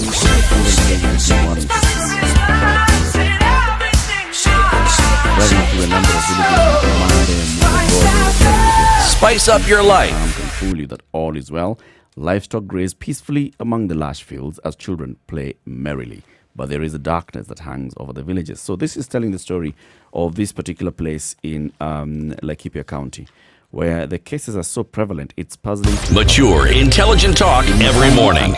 Spice up yourself. There are at least 6 mentally disabled children from different families. These 2 villages are a kilometer apart. Sabina Mwari from Matangi village has 2 children with mental disability. Her 13-year-old daughter, Precious Kagure, was diagnosed with cerebral palsy when she was 3 months old, while her 5-year-old son had a stroke 2 years ago. Mwari's daughter is immobile and completely dependent on her. So, in neighboring Kamudanga village, there are at least 4 cases of children with mental and physical disabilities. In 4 families across the village, there are cases of children between 4 and 18 years suffering from cerebral palsy. According to Susan Wanjiro, a community health worker who works closely with the families, the conditions vary with magnitude of needs differing among the children. Cerebral palsy. It's a big deal because they're now reported of what may have happened before. And, looking at it, obviously coming from brain damage early on in the child's life. And this could be attributed to very many factors. It could be that, either, the kind of care at childbirth. Kind of care during pregnancy. Then you want to ask yourself, then why is there such a high prevalence of such? And what exactly has been going on? Then you want to then point fingers towards, maternal care, prenatal care in the country, and how that has been going or not going recently. I think it points to, like you're saying, it points to an issue with the healthcare system in that particular area, right? Like you're saying, it's the prenatal care. It's at this point of delivery, what's happening, what is it that's causing this high number of cases of cerebral palsy? What is it? There are questions there that need to be asked and answered in Laikipia.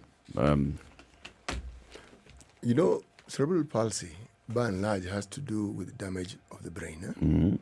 So now the question you're going to ask is, if we were to look at the rest of the country, are these numbers alarmingly high, or the numbers that we hear, are they specific to this area? Then you have to ask the question, what is it that is unique about this area that makes these numbers what they are? Why is it that children are being born with a deformed brain? Something is wrong with their brains. And because something is wrong with their brains, what is it? At what point is this damage caused? And what is it in that environment or in the way that they live that brings this about? Yes.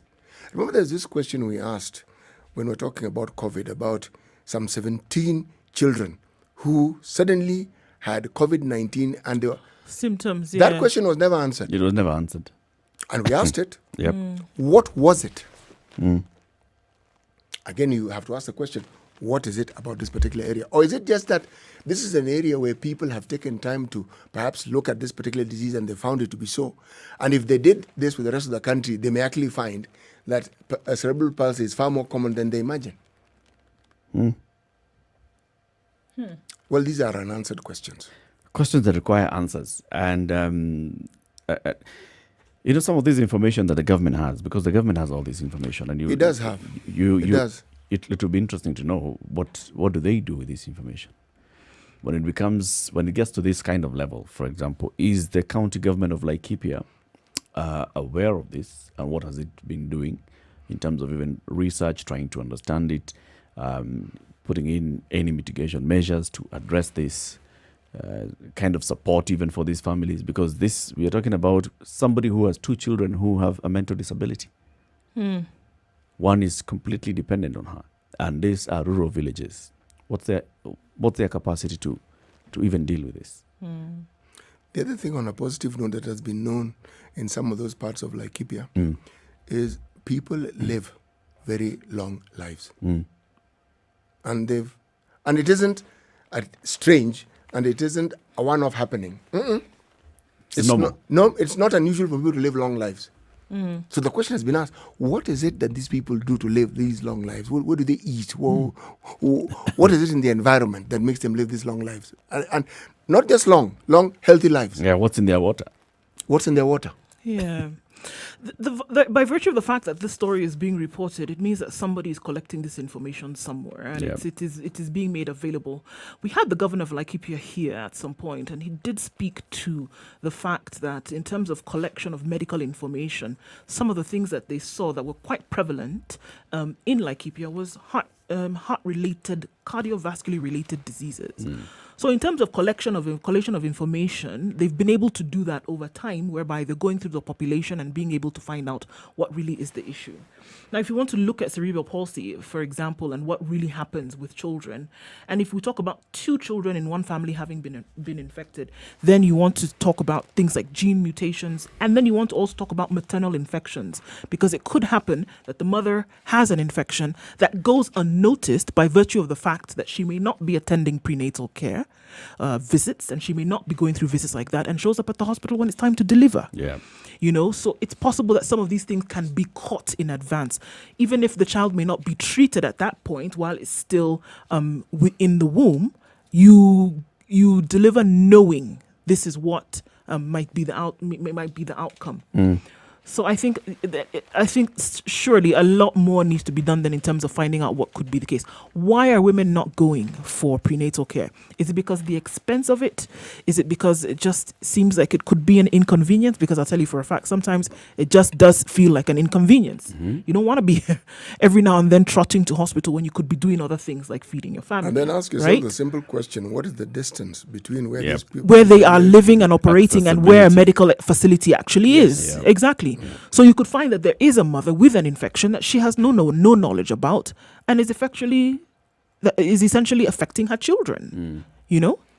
Because this is one of the direct causes of CP in children. One of the things that the governor of Laikipia said, which, well, for me, it actually shone a light in some very many dark areas. You see, there are things that may be prevalent within a county. I'm talking about health matters. That people have taken for granted and have assumed is just something normal. But it's because detailed attention and research hasn't been done into finding out what is it that causes it. Yes, exactly. But when that is done, then a solution can be found. You know what to do. Yes. Yeah. To prevent it. Not to treat it even. To prevent it. To prevent it. Yeah. The conversation continues. In a minute, let me just tell you what Ukuri Atani has done with NHIF, right? Remember earlier, the NHIF had been placed under the Insurance Act, and therefore it had barred them from just having direct access to providing the enhanced medical cover for civil servants. Now, in a special Gazette notice released last week, The Treasury CS Ukuri Yatani has waived several legal conditions that will now allow NHIF to extend its functions and operations to provide insurance services for the public sector. So now this says that they can now provide enhanced medical cover, group life and last expense cover for the Kenya Prison Service, the county governments, county assemblies, constitutional commissions, state departments, retired presidents, vice presidents and other designated state officers, and retired public servants under the Kenya Association of Retired Officers. All right. So now NHIF can basically compete against insurance companies in providing insurance cover to civil servants. There was a time they were offering that, the enhanced scheme, and then the insurance companies have really come and pushed hard, and now NHIF has got secured this position again. So you can offer it to the teachers. NHIF has 9 lives, doesn't it? It's a good thing. Let me tell you, if you hear of cases of people who would have been unable to procure certain services, and whom NHIF have come to their aid, to their rescue, really, not even aid. Yes, you will know that this service is actually a very useful service. Yeah. It's important. And I think now for me, I think I look at it also from the market side, because if you have a government supported scheme like this one that's offering this kind of services, it also forces the other insurance companies to pull your socks up. Yeah, pull your socks up, and also look at how much you're charging the rest of us. You know, most insurance companies will tell you that one of the least profitable arms of their business is the health insurance. And so many of them would even rather prefer not to go into it. But I've often asked the question, why do they find it not profitable? Because it isn't as though people get sick every day. No. What is it about that system? Anyway, there are no ready answers to that particular question that I'm asking, so I'll let it go. Just mention today's proverb.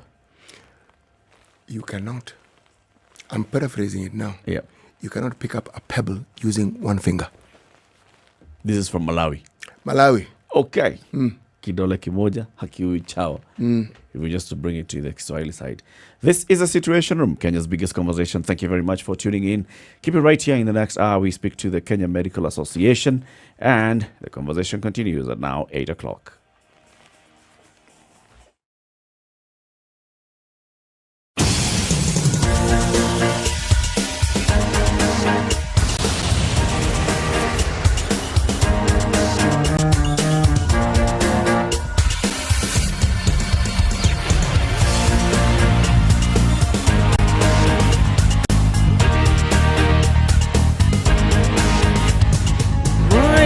Back to factory settings on Jobo Road for sure, all the way from Jam Rescue, and this is where traffic is today.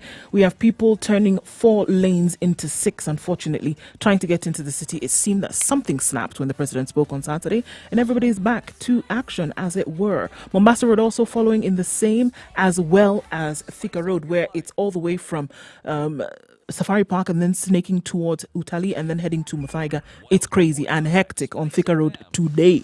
All right, let's look at other roads. Langata still has not joined the fray right yet. Neither has Ngong Road, still moving along quite smoothly this morning, and that might change as we go along. All right, getting into the CBD is going to pose a bit of a headache today because everybody is going in one direction.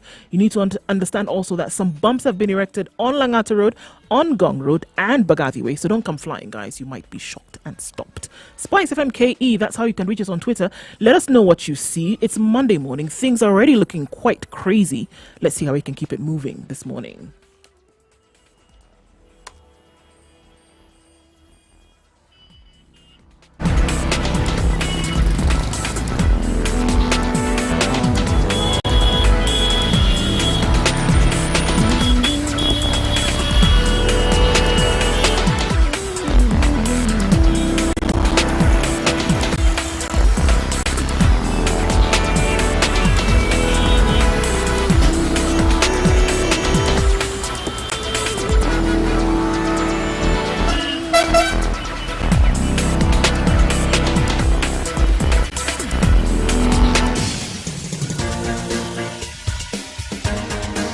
This is The Situation Room, the home of hard-hitting political commentary and penetrating insights about the state of the nation. This is a talk radio experience like no other. The Situation Room, a place for hard truths, debates, and elevated conversations. The Situation Room, witty, political, engaging, deep, controversial. In the room, we have C.T. Muga. Biggest conversation as well, www.spicefm.co.ke. We are broadcasting to the world, also on Facebook, Spice FM KE, YouTube, Spice FM KE, and Twitter, Spice FM KE. So, let's talk about our COVID-19 fight, shall we? The president on Saturday said we still are seeing rising number of cases. We still have to observe heightened measures so that we can curtail the spread of this disease. But on the 4th of June, the Kenya Medical Association had a meeting and came out with a certain number of observations and therefore some recommendations. I'm going to read some of those. One, they said that the government testing strategy has not been in line with their recommendations and has not been able to keep pace with the rate of transmission of the virus in the community. There's a huge backlog of unprocessed samples due to shortage of reagents necessary to do the tests. The supply of sample collection and testing kits is still erratic, making the testing program look disorganized and thus affecting the public confidence in the process. As a result of the foregoing, it's clear that the government lacks the capacity to conduct significant community-based testing that would help keep track of the transmission of COVID-19 in the country. This is an observation that we've also made in the show, okay? Now, there are recommendations of the doctors. Due to the shortage of testing kits and the fact that the government is unlikely to get these in sufficient quantities to track community transmission of this pandemic, the community testing strategy needs to be reevaluated and possibly abandoned. The limited sample collection and test kits available should be distributed to health facilities with the capacity to collect samples and or conduct the tests across the country. And then the testing should focus on health workers and patients presenting to health facilities for treatment, prioritizing those with respiratory signs and symptoms of requiring intensive care. And finally, periodic random sampling and testing should be conducted in nationally representative samples for purposes of tracking the pandemic. So basically, as they're saying, let's rethink this strategy of testing. The government has basically rolled out the community testing, saying when we identify an area that looks like a hotspot, we go in there, we do community testing, we ask people, please come, present yourselves, we test, and we see how the virus is spreading. And those that are identified are taken into isolation facilities, right? And now the KMA is saying, look, already we have a backlog in the centers. Already we have shortage and we're having constraints in procuring and accessing these testing kits and the components that are required for testing. So why don't we just move this back, claw back and say, let's go back to the hospitals and test when people come presenting with their symptoms, especially those presenting with symptoms.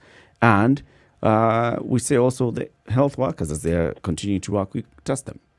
This is what the KMA is. Let's speak to the president of the Kenya Medical Association, Dr. Jacqueline Kitulu. Good morning, Dr. Ari. Good morning. Thank you for the invitation to your show. Thank you. Asante sana. Welcome to the Situation Room. Thank you. Now, you've just heard me reading part of the statement that you released last week. Yes. And we are talking about the government's capacity to test, and therefore you're recommending that they change strategy. Thank you very much for that question. So the Kenya Medical Association has the Kenya Medical Association COVID Response Advisory Committee that meets weekly. Mm-hmm. And the essence of this weekly meeting is to input into our COVID, the country's COVID response strategy. So indeed, we view the situation as it progresses and really anticipate also what we should be doing going ahead. Mm. Now, look, and indeed you have read our statement, and we have been analyzing the testing situation. And in our meeting of last week, in which we had representation even from the testing team from KEMRI, we scrutinized what we are doing on testing. And the greatest problem is indeed the commodities, the testing kits, the collection kits, we do not have enough of those. And therefore, it limits how much we can test. So if we're looking at the testing numbers, right now, as of yesterday, we had tested 97,340. This is for a population of 50 million people. So you can imagine, let me give a comparison. South Africa has tested about 898, they're going to almost 1 million tests. Yeah. Ghana is at about 200,000 tests. However, if you look at them and also look at how many cases they've picked up, they're also very different. So when you're looking at the models and what you extrapolate from your testing, you can't literally say that we'll be the same as South Africa or we'll be the same as Nigeria. So if we come back to our own country, we have confirmed, yes, we do not have the capacity to go to test and get the results as we would like to get them. Indeed, the strategy everywhere is test, isolate, treat, Yep. the ones that you find positive. Yeah. So, but looking at what we have to be dynamic about what we are and what we can do. And that is why we're saying, let us rethink this strategy and probably step back. And the strategy be then test for a reason. We have been testing, there's been the extended targeted testing, we have just gone into the community. Are we getting what we need from such tests? Maybe not. Really right now what we are saying with the few kits that we have and on hand, let's then test for a reason. And that is why we are saying, then test in the health facilities, test those who have a symptom. That's one way to use efficiently the few resources that we have. We have right now gone out into the community and created a major backlog of tests, which is now not really changing anything. It's not changing the spread. It's not changing how we are presenting. As we stand today, there's a backlog of over 5,000 tests. There are no kits as per the weekend. We didn't have adequate kits. So we are then saying that even when the kits come in, the first thing will be to clear backlog. So are we really moving forward? So moving forward, we are suggesting, let us change our strategy and test for a reason. Dr. Kitulu, sorry, if I can come in here. One of the reasons why I think they went into targeted mass testing, and you can stop me here if I go wrong, is that they wanted to get an information footprint of the country and see where we were. That would then be able to fuel decisions that they made for things like curfews and for things like trying to essentially flatten the curve, if we can go back to that lingo, and then curb transmission, right? So are we saying then at this point, because of the fact that we don't have adequate material now to the nitty-gritty of the testing kits, if we don't have that, then fueling that information then is not necessary. What we should be focusing on is the few who may get sick, and the purpose of testing in this case is to treat those individuals and get them well, as opposed to having information footprint of the entire country and where we are COVID-wise.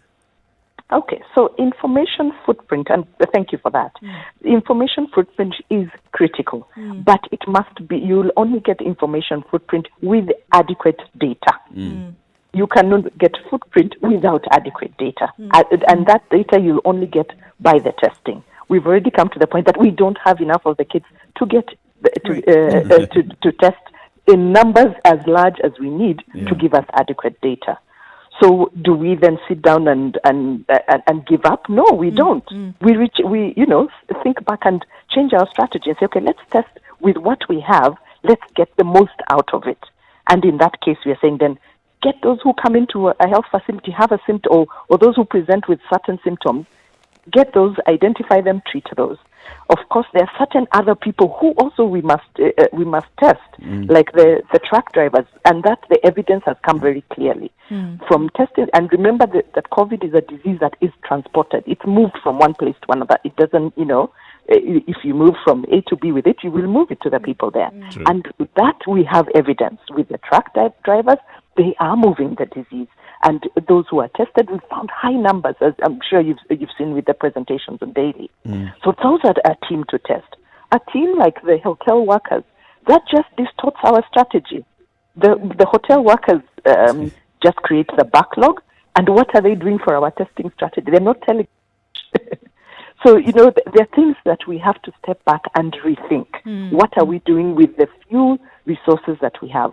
Of course, when we talk about strategy, remember, the strategy can only be dynamic. It can't be stuck in one place. If in the next 1 month or 2-3 weeks we have an oversupply of kits, then of course, by all means, let's test all through. But right now, as we are, the PCR testing, which is indeed very sensitive, very specific, but it's time-consuming. So if you have few kits, use them most efficiently. The information in the community, that we must get as well. But maybe this is the time then to rethink what tests do we do in the community. The antibody tests, which we have not yet, which have not been validated in the country, that might be a better strategy to test in the community and assess in which areas we need to do more testing and we need to put in more stringent measures. At the moment, testing within the community, as we are doing with the few kits that we have, does not give us value for what we have. You know what you say, what you're raising is actually very strong arguments. And, well, yes, the reality of is that we do not have sufficient testing kits. Our testing capacity is severely dented, based on what we had expected that we would be testing, the numbers we'd be having by now. But then if we say that we take it back to the testing those that we must or we need to test, what does that do to the national psyche? If you're no longer, if you're only talking about people who have come to hospital and tested positive are X number of people, and other people who are not coming to hospital and not even presenting with symptoms, so they're not even coming to hospital, we don't know. Are we not going to the Tanzanian model where it's basically if you come to hospital, you tested, that's when we know that you have COVID and we deal with you? Well, and that's why we are balancing it with the bit of when we say that if you're going to test in the community, take a different strategy of testing perhaps by antibody tests. Remember, antibody tests will not tell you that I am infected now, but will tell me about exposure. So if we are tested, and remember that's a test that is very rapid. It's simpler. It will give you a lot of information that can guide then what you want to do with that particular area within the community. So we are not saying we do not want to get the information in the community. It is key to get information that then gives you evidence for which you can make certain decisions. And that, I think that's the point where we started in the beginning, just, saying decisions about extending lockdowns or reopening or things like that. You do need evidence. So if you're testing within the community with antibody tests, for example, which are simpler, which will probably be cheaper, then you will still get information, and then you utilize your PCR kits, which are few, to test then those that you really need to test. For right now, what we are doing is we have very little resources, and by the way, this is not unique to us as a country. I think you've noted that the challenge globally, even at Italy when it was at its peak, Spain when they were at their peak, they had to make a decision. If you are sick, we shall test you. If you have symptoms and you're not too bad, just stay at home. Because, the kits are, everybody, each country in the world wants those same kits. So right now then, with what we have, how do we best use it? That is what the reason behind our recommendations. Not that the testing is not useful, not that it doesn't give evidence, but what can we do with the few kits that we have at present? How efficiently can we use them to get better data to make decisions that are impactful, rather than, in a sense, testing. As I'll go back again, testing hotel workers. What is that giving us in terms of information to change our strategy as a country? Not much. Dr. I'd like to ask this simple question. What influence does KMA have on government policy on health matters? So the Kenya Medical Association, as the umbrella association of doctors and dentists, has as a lead healthcare professionals, we are members of the Ministry of Health COVID Task Force response team. We are represented as the frontline healthcare workers, and sitting in various capacities. Our members are members within the various ministries, and so the information that we generate indeed does reach these areas. We have presented within the Senate COVID response committee. We have spoken to the parliamentary team. So the information we generate does influence policy through the various areas where we sit. So in terms of then you making recommendations or things like this, is there some kind of hope that somebody's going to pay attention to this and actually get something done? I believe in terms of paying attention, yes, people are paying attention. But remember, at the end of the day, the decisions that are made are not based on just one arm of information. We will give the scientific information and evidence. That is our role as health professionals. And it's not anyone's role, it is ours. And we must give the information that we see best in that direction. Yeah. But there are other considerations that will be made. There are economic considerations, there are political considerations. Those I cannot speak for because I do not sit in those positions. But all those will be part of the considerations that at the end of the day, the president considers and makes a decision. So it is incumbent on us as health professionals always to give the scientific evidence and information that must feed into that process of making policy decisions. Why do you think it is, Dr. Kitulu? Why do you think it is? Because I sit here and I may be baffled a little bit that there seems to be, there is a shortage of testing kits in this country, and still insisting on targeted community testing, there's still a backlog of results waiting to be established. So why do you think there's the continued insistence on targeted community testing? Well, I think, in a sense, you start, and when you're looking at the strategy, and I'm stepping back here to look at the various countries and the different strategies they have taken. And when I observe, what I see is that there's been a continuously changing approach to managing the COVID response in various countries. So each country, you analyze and look back and say, okay, what do we have and what can we do? So, and what is that influenced by the modeling that's done by various scientific teams and the different inputs that you're getting? So at the moment, I think the strategy we had taken was based on the models that had been done, and that strategy seemed to be the way to go. But we're saying now where we have reached, maybe this is a time to have a change because it is not giving us what we need from it. And I don't think that in a sense is a point to fault anyone, but it is a wise thing to do, to sit back, regroup and re-strategize. It's reacting to the reality. We are reacting to the reality. You have to work with what you have. Okay. I think initially we presumed that a certain number of kits would be available, and that has not come to pass. Even the kits that have been availed, and that's what the testing team said, at the moment what we had, many of them are manual kits. Those require a lot more human resource than is available to run them. The automated kits would run much faster, but there's less of those available. So it goes back again to other challenges which we have raised in the past, that we do not have enough healthcare workers of all cadres, not just doctors, not just nurses. But we at this point in testing, we're talking about laboratory personnel. Yeah. We do not have enough of those. That's another issue you need to deal with. That if you want to get the results you want, then you must recruit more healthcare workers. Because if the kits are manual, you need a manual force to work on them. So, it sounds like 1 + 1 = 2, that Terry, but sometimes it's not as simple as it. As that. Absolutely. We are severely exposed. This COVID-19 is not a good thing. It's exposing so many of our cracks and our weaknesses. It definitely is, and actually when we look at it, it brings to the front stage the many issues we have raised in the past. We said we don't have enough healthcare workers to deal with the regular issues that we have. So when you bring in COVID-19 with the new challenges it creates, even in terms of our supply chains and the equipment, the infrastructure, all those things come glaring out.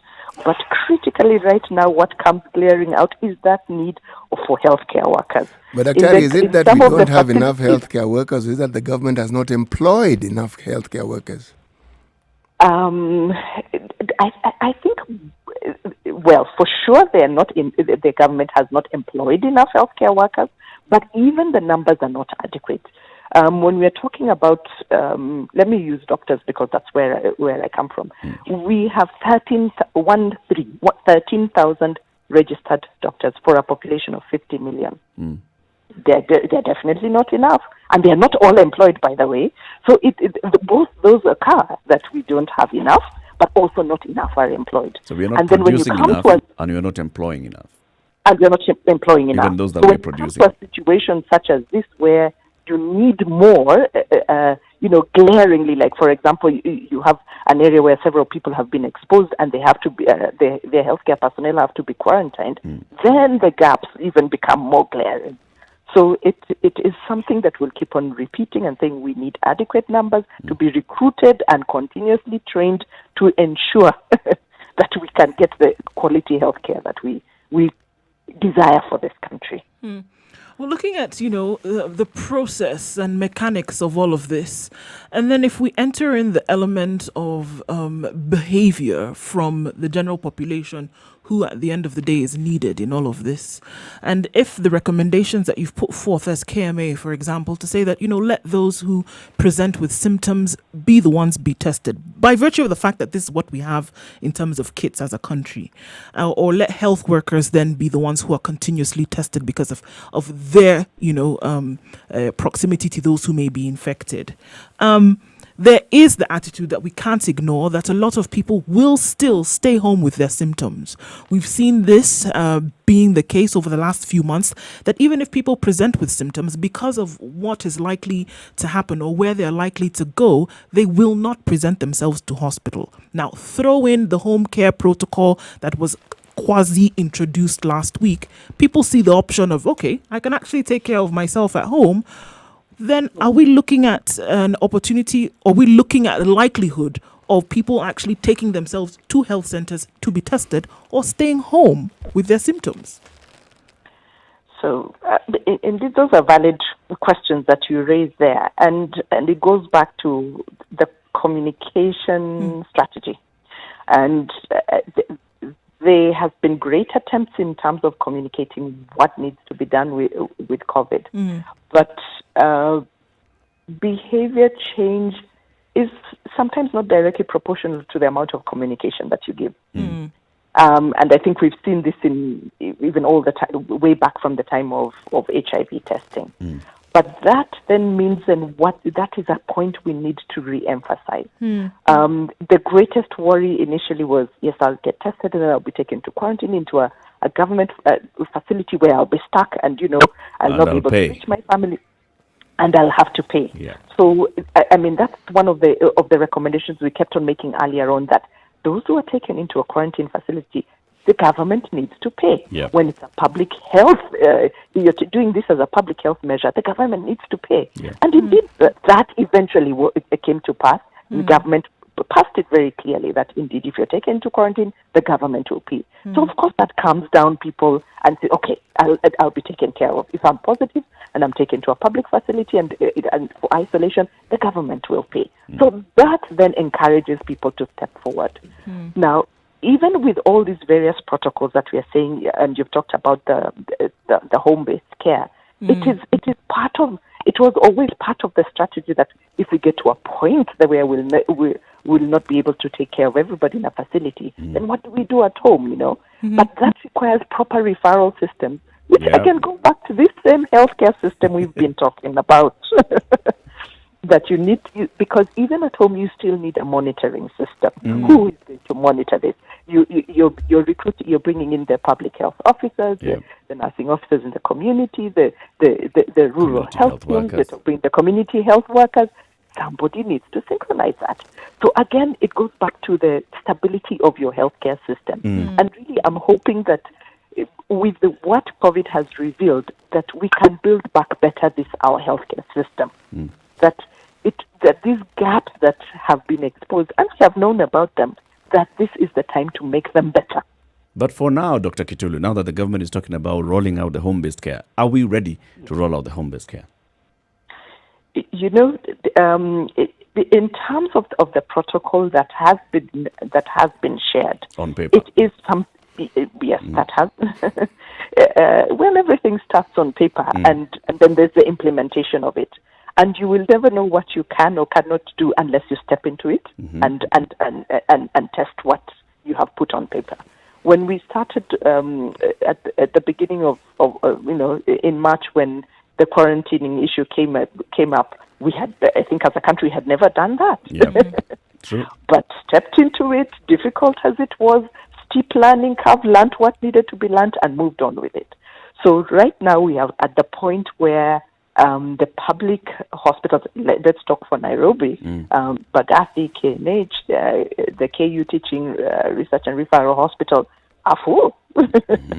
So what do you do? You know, you have to rethink the strategy, and this is where I'm saying. But I thought it was part right of the from strategy. the beginning. Step back and re-strategize. Dr. we were discussing this earlier, and it's good that I know that KMA is part of the task force.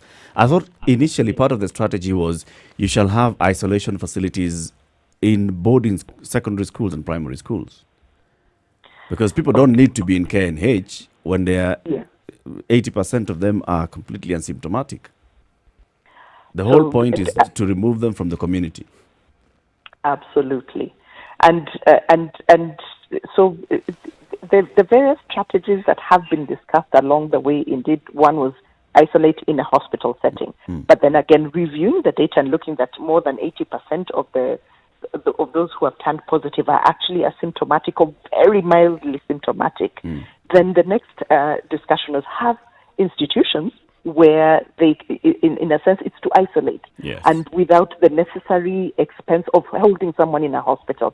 So, of course, hospital expenses are high. You have healthcare professionals in there who have to be paid. There's the cost of keeping a well person in a hospital cannot be compared to keeping a well person in an institution that is not a healthcare institution. And, of course, what that does to the healthcare institution is that you also limit treatment for others who have a whole lot of other illnesses which have not stopped just because COVID came about. So that goes back to one of the other recommendations that we had made. Identify facilities for COVID treatment so that we can free up the rest of the health system to deal with what it must deal with. Right now, people are fearing going into hospitals because they think, there's COVID in the hospital. There are COVID cases in the hospital, so I don't want to go. So a few months from now, we are going to be dealing with complications of various health conditions, which would have been managed if persons had come to the hospital sooner rather than later.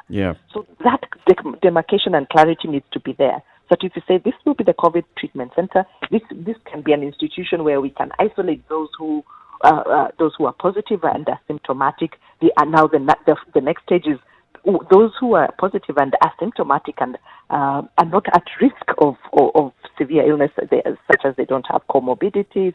Then can we look after them home? Do they have the ability to stay at home and just isolate from a home setting? And then we can follow up within the referral system and just retest at the end of say a 14-day period and just ensure that they are now clear to get back into the community. So all these are dynamic strategies that have to be used together if we are to get the best of what we have. And the reason I'm raising this question, Dr. is because now I'm seeing that the government's push is to quickly adopt the home-based care. And it appears like you've skipped that other step, which is what had been discussed previously, had been adopted, that what we shall do is we shall move from hospital into institutions and then mix institutions with home. Now, we are not having any conversation about institutions. We are moving straight from hospital to home. And I'm wondering whether, first of all, what's informing that skip? And secondly, do we have the capacity to manage home-based care? So, as far as I have been involved within the task force team, that other institutional bit has not been skipped. And actually, the discussion was about using the KMTCs in the counties that are hotspots as the institutions for the isolation. Because even as we say, they talk about the home-based care, we have caution that yes, there are places where home-based care is not tenable. Yeah. If you live in a 2-room house and there are 8 people in that home, how far can you isolate? So indeed, the home-based care may not be tenable for everyone, and we have indeed seen from the data that there's a lot of clustering of disease in homes because if you're all in close contact, then you'll have the mother will be positive, then the husband, then the children, and it moves within that circle. So that option still must be a consideration. In fact, within that institutional consideration has also been the discussion of the community isolation centers, so that like in the informal settlements that can identify a community, an area where the community can have those who are positive isolated, and they can be supported in terms of their basics. Because if you're there, you need food, you need water, you need all the other basics, but supported by the community without necessarily having you in hospital. So all those discussions are ongoing, but indeed I will not speak for government as I am not government, but I know that those are still discussions that have been held and are supposed to be part of the implementation. Dr. You mentioned that KMA is well represented in many arms of the government, especially including the Senate and Parliament. Now, when you make presentations such as the one that you rolled out recently and say this is what we intend to do, this is what we hope to do you follow it up with any advocacy and activism, or is it just once that document is produced, you wait for the bodies that have been presented with this to respond? Activism. I like that question. I think our strategy has been more to work within the settings in which we sit to influence a policy where we are, rather than necessarily the classic activism that you mentioned. But sitting on the policy table and being able to present the evidence we give as health professionals at levels that influence policy, such as a Senate, such as Parliament, I think those are really critical. You can shout on the street, but if you don't sit where the policy table, on the policy table, then I think you're much farther from influencing the policy than when you sit right there. But you see, Dr. Activism doesn't necessarily mean that you hold press conferences, you picket and you castigate. It basically means using those platforms that you have access to, but pushing. You push that agenda vigorously. So you're sitting at the policy table, but on a regular basis, you're basically coming in to have the conversation at the table, have back-channel conversations, so you see that you can influence your position. Absolutely, and I totally agree, and that is part of the mandate we have of the KMA COVID Response Advisory Committee, that we, on a weekly basis, engage on what are the matters and influence wherever, at all the policy areas that we sit at, or where we can actually ask to present at, so that our voice is constantly being heard. We are not sitting back and forgetting, and that's why we meet on a weekly basis and actually set out an advisory on a weekly basis and follow up the advisories that we have made. Where are we getting? And we are ensuring that they are reaching at all these places. We are not sitting back and just writing them and going back. Even this forum that you've given us by inviting us, this is part of it. This is part of the advocacy. So we'll talk about more of the advocacy if you allow us to take a short break, take a look at traffic, and then we continue this conversation with you. And when we come back, we can even get into that point where you also have a seat, for example, on the NHIF board, and the kind of influence that the Kenya Medical Association has on that board and the management of the NHIF. Okay. Keep it right here. We are speaking with Dr. Jacqueline Kitulu. She is the president of the Kenya Medical Association. We are talking about the KMA's position and advisories on the fight against COVID-19. Well, the conversation continues at 24 to 9. Let's take a look at traffic.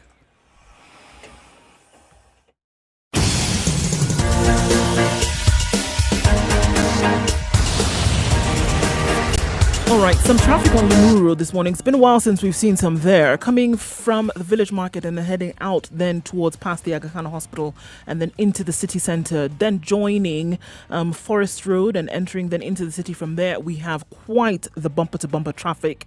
It's affected by traffic also coming off Thika Road, where it's an absolute mess this morning. It's Thika Road traffic in all its glory. And that also joins the foray of Mombasa Road, where right around Cabanas, leading from the JKIA turn off and then heading towards Cabanas and then General Motors. It's traffic everywhere you look.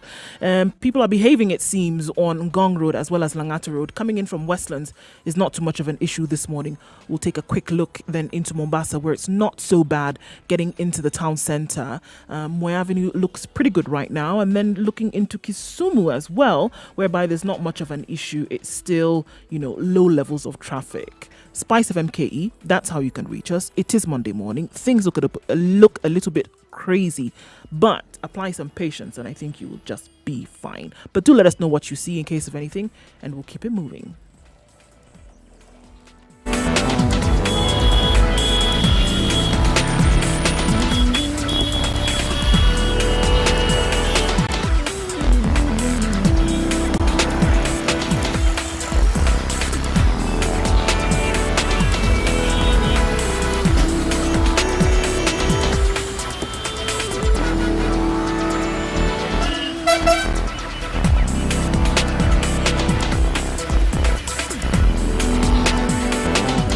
Thank you very much for tuning in to Spice of Time this morning, choosing the situation of one of the biggest conversations in the room in lieu of CC with Eric Latif. And on the line is the Kenya Medical Association President, Dr. Jacqueline Gitulu.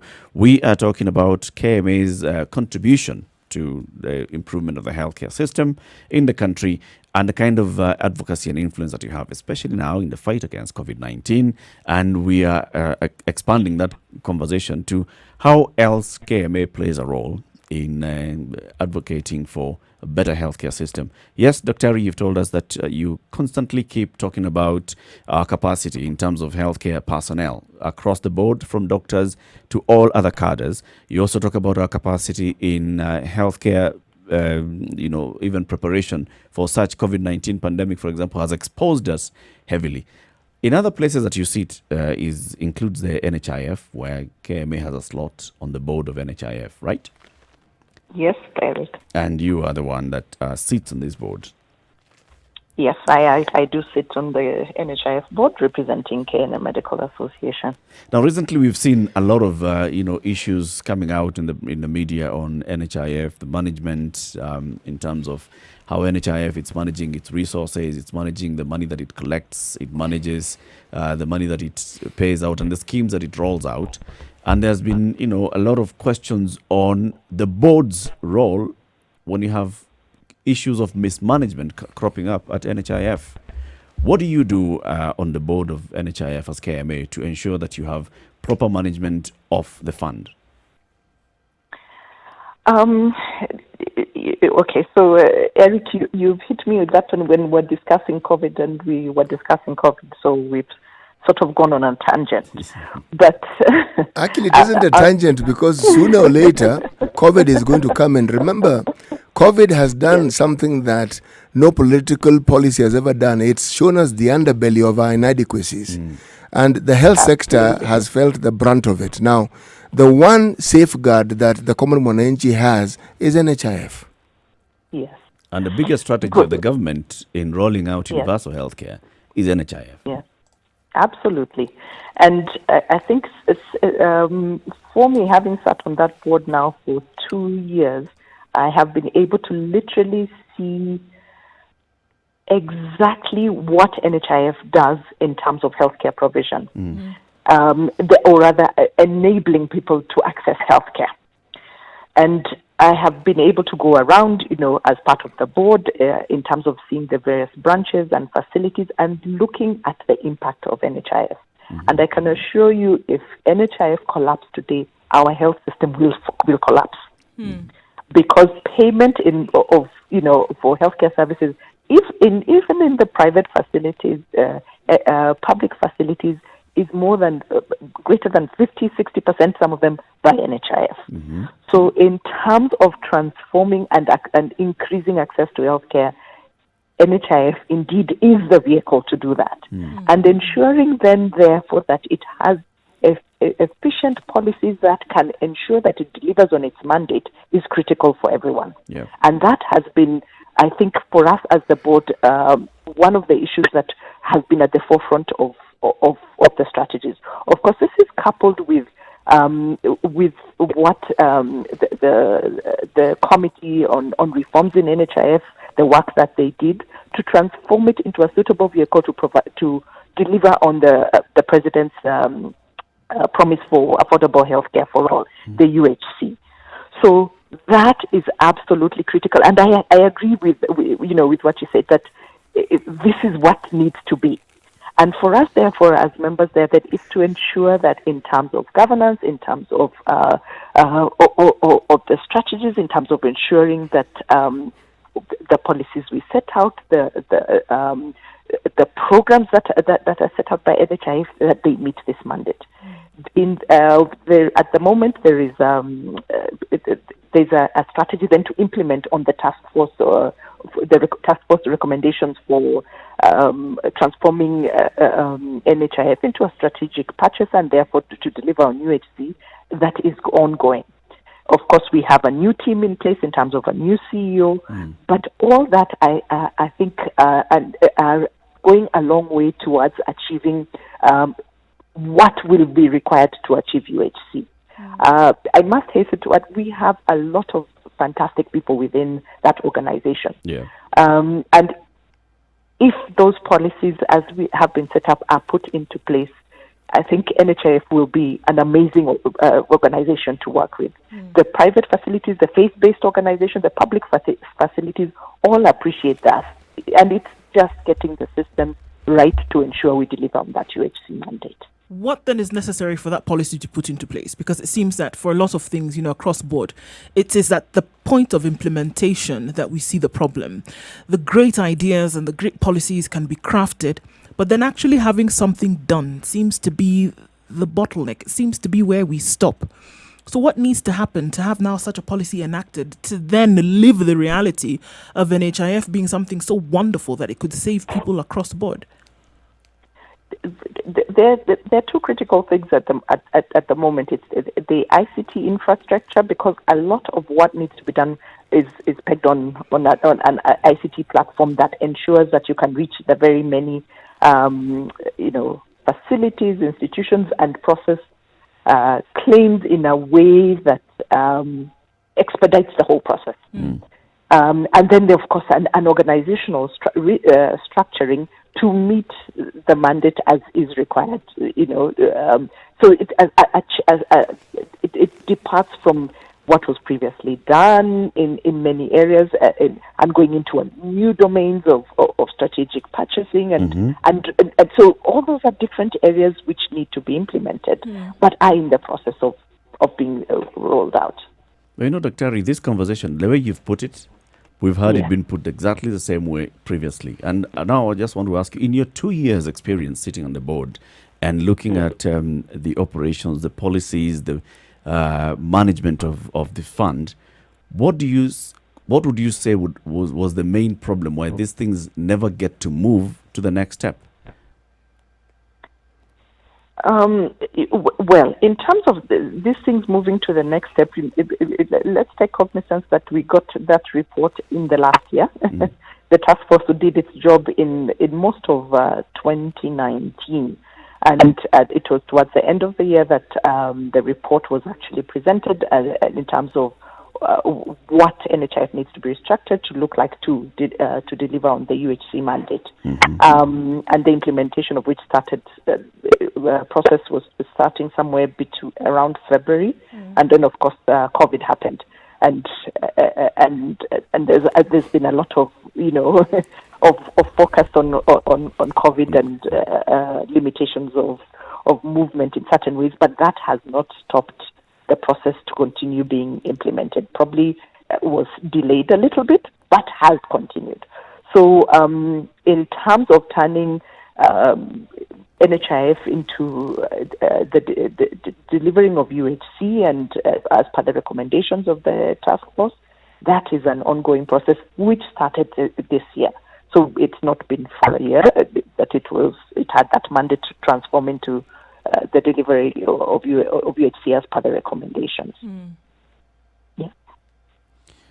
Bringing the conversation back into, as you still continue talking about NHIF and the fight against COVID-19, back into the statement that you released last week, recommending that the government revises its strategy on community mass testing. There's a question that's been posted on Twitter by Dana Lila, who says the tested persons stand at around 90,000. What's the government's capacity to mobilize community for testing, and how many will be reached through health centers without hindering health-seeking mechanism? Hospitals will record the lowest turnout. You see, again, what we are saying is not mass testing. So let's move back. Mm-hmm. We are saying with the few kits that we have, the limited resources that we have, when we are saying then those should be distributed to health facilities with the capacity to collect the samples and or conduct the COVID-19 tests across the country. So that is not all the facilities.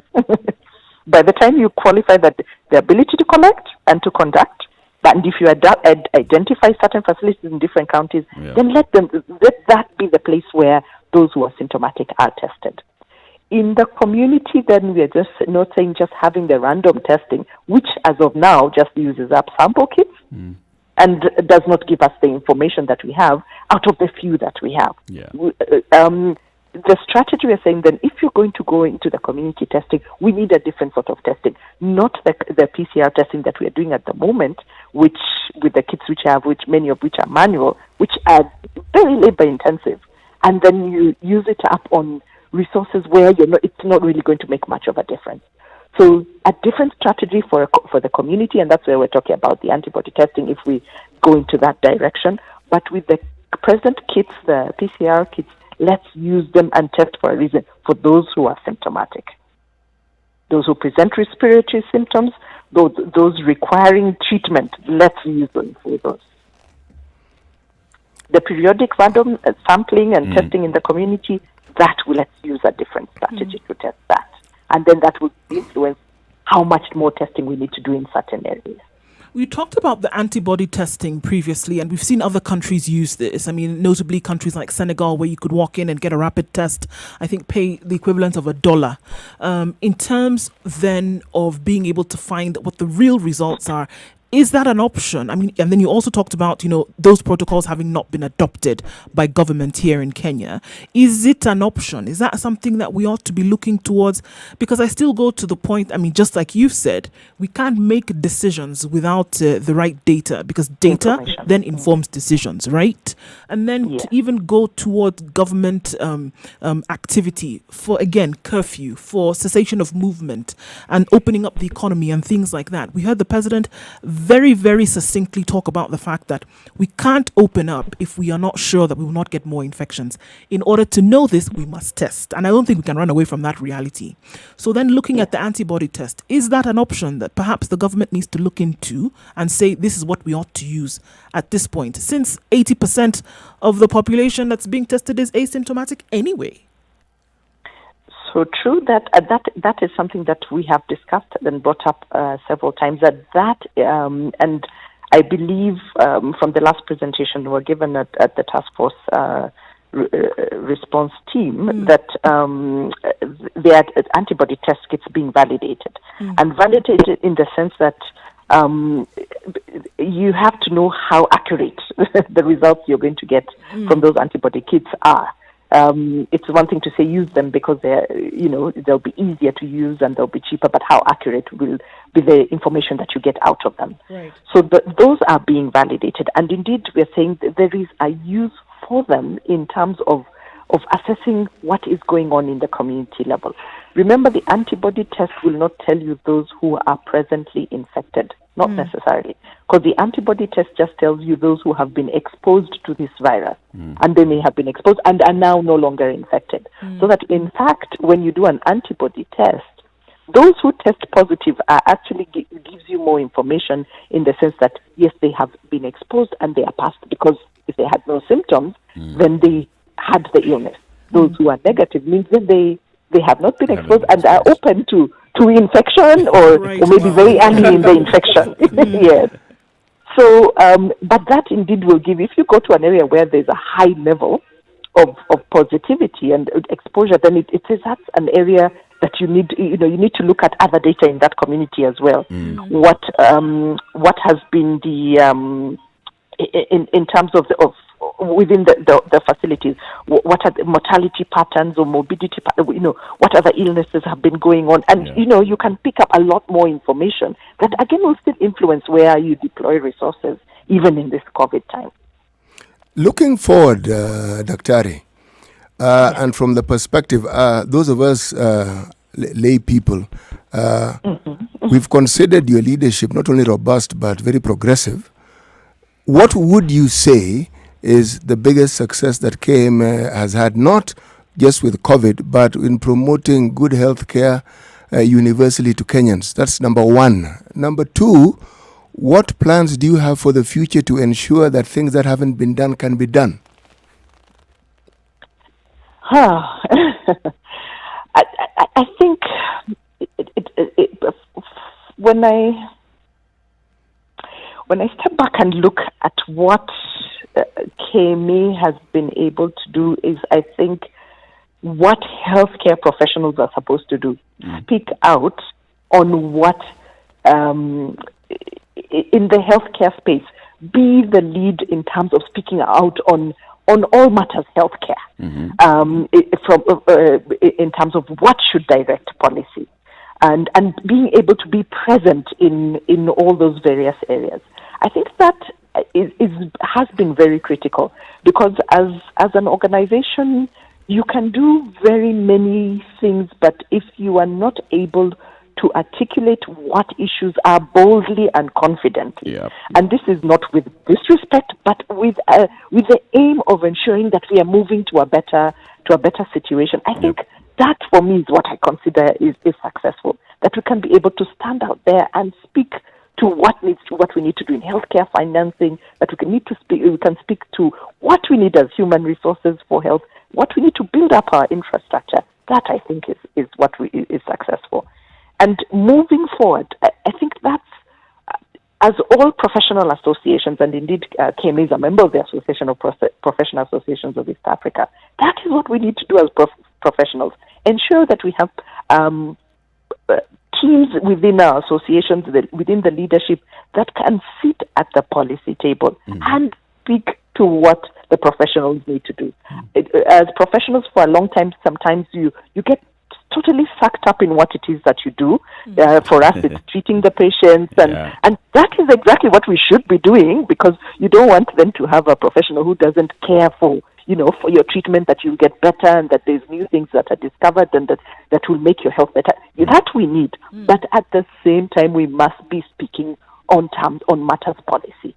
So that the teams the leadership teams that go on, that they'll continuously know that is their mandate, to ensure that they are advocating for better health for the population, for quality health, not just better health, not in numbers, but quality health care for the population, for us as KMA, and indeed even for the healthcare professionals then that their welfare is maintained, to ensure that they can deliver on that mandate. So I think for me, that is what I would like to see, even as, by the way, my term ends very soon. It should have ended in April, and was delayed, with the present situation that we're dealing. But we have elections coming up. We are also, from a governance point of view, we are not stuck in leadership. You move on to the next level and ensure the next team comes up, and we keep on building the organization. Okay. Do you think we're on course to getting the universal health coverage up and running? In terms of universal health coverage, I think the one thing that lacked in the past was the political goodwill. And that we now have. And I think it is very critical to ensure that we can deliver on it. And I think we are in the right place, that the policies that have been set up, and that what the political goodwill saying that we must deliver on affordable healthcare. That is a masterstroke in ensuring that we get to where we are. So right now, sorry, go ahead. So I think the other elements in terms of the financing, the structure, yes, there are gaps everywhere. But once you have that political goodwill, you have the professionals on board, and you have the people appreciating what universal health coverage will do for them, then I think then you're on track to achieving it. Because then you have the people who will deliver the care on site. You have the political will to ensure then that you get the right finances to do what needs to be done. Then it's the implementation of that. When you speak of political goodwill, elements in place. Yeah. When you speak of political goodwill, I'm assuming you're not speaking as just political will coming from the top, but because of the fact that it follows devolution as a project, it must then go to all parts of the country. Then are you speaking as political goodwill from the custodians of each county, being governors, being those who sit in the legislature, whatever you want to look at that will? Are you seeing goodwill coming from those individuals as well? Absolutely, right all the way from the president at the top, as he speaks for his national government, but even at the county government level. That we're all aligned that this is what we want. And I think even from the county level, you've seen the counties that even have gone on to do their own UHC for their own counties, seeing the value. So that indeed those are the things that for me, give me hope that we are on the right track, that the value has been picked up. When Makueni did this, Machakos were doing that, Kitui, incidentally, all that's in Eastern, but all those are counties that are looking and saying, this makes sense. This gives value to our people. Right. Ever so positive of you. Thank you very much for speaking to us, Dr. Jacqueline Kitulu. She is the president of the Kenya Medical Association. We wish you all the very best as you continue working in the task force advising the government on how to fight COVID-19. Thank you very much, Eric. Thank you so much, Dr. Thank you. And indeed, let's build back better this system from the underbelly that has been exposed. I'm hoping we'll build it back better. Asante. Okay, bye-bye. Yes, exposed. CT, today's proverb. One finger. Pebble. Not possible.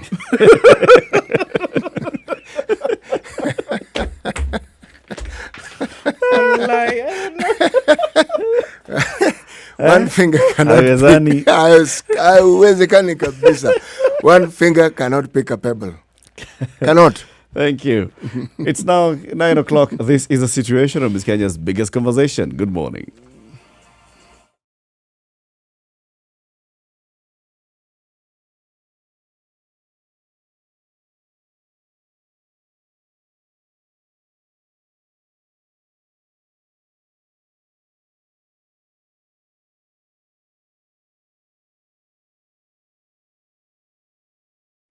Right, some drama on Thika Road and Mombasa Road, as it were. Some parts of the city already experiencing showers. That means that we're going to add slippery to the other things that are going on concerning traffic today. You just need to exercise some patience, guys. It's going to take a while to get out of that.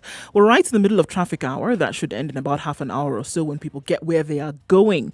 We're likely to see heightened levels of traffic later on in the day, but for now, it's moving considerably well for a Monday morning, considering that people are leaving and coming back into the NMS.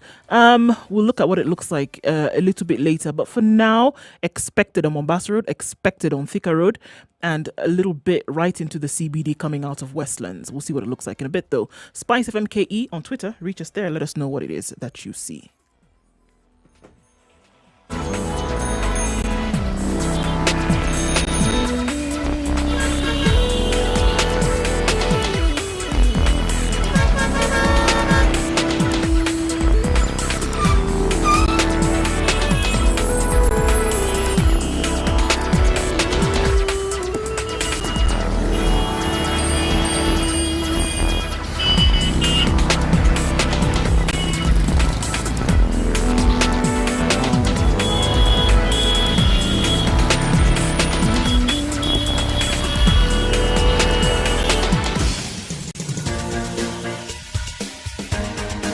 This is the Situation Room, the home of hard-hitting political commentary and penetrating insights about the state of the nation. This is a talk radio experience like no other. The Situation Room, a place for hard truths, debates, and elevated conversations. The Situation Room, witty, political, engaging, deep, controversial. In the room, we have C.T. Muga, researcher, academic, seasoned political observer, a fountain of wisdom in these politically uncertain times. On Facebook, Spice FM Ogo, KE, YouTube, Nigerian Spice by FM birth, KE, Kenyan by KE choice, on Twitter. communications Join the expert, conversation. Pan-Africanist, a truth seeker and believer in people power, and... CT, what do you make of the KMA's proposal? Review the strategy. Abandon this random mass testing in the community. Let the testing happen at the hospitals. Let the testing happen at the hospitals, but you cannot abandon absolutely what you call community testing. And the reason is very simple. You have to go to interest groups. Yes, like you trackers. do. Yes, you do. You see, this isn't a situation that is new to us when you're dealing with an epidemic. Yeah. All right? Yeah. In HIV, the testing began with what the good doctor was proposing. But in the end, it went to community testing. That's where they ended up. Community testing, and everything ended up with community. Then there was partner identification. Then there was partner referrals. But again, it was just community. At the end of the day, if you are looking at the prevalence of COVID, you cannot give any accurate data if you do not have data from the community. If you only have data from people who come to hospital, it'll be segmented data. It'll be specific to only people who are seeking health care. And that percentage of people may not be representative of the population, not really.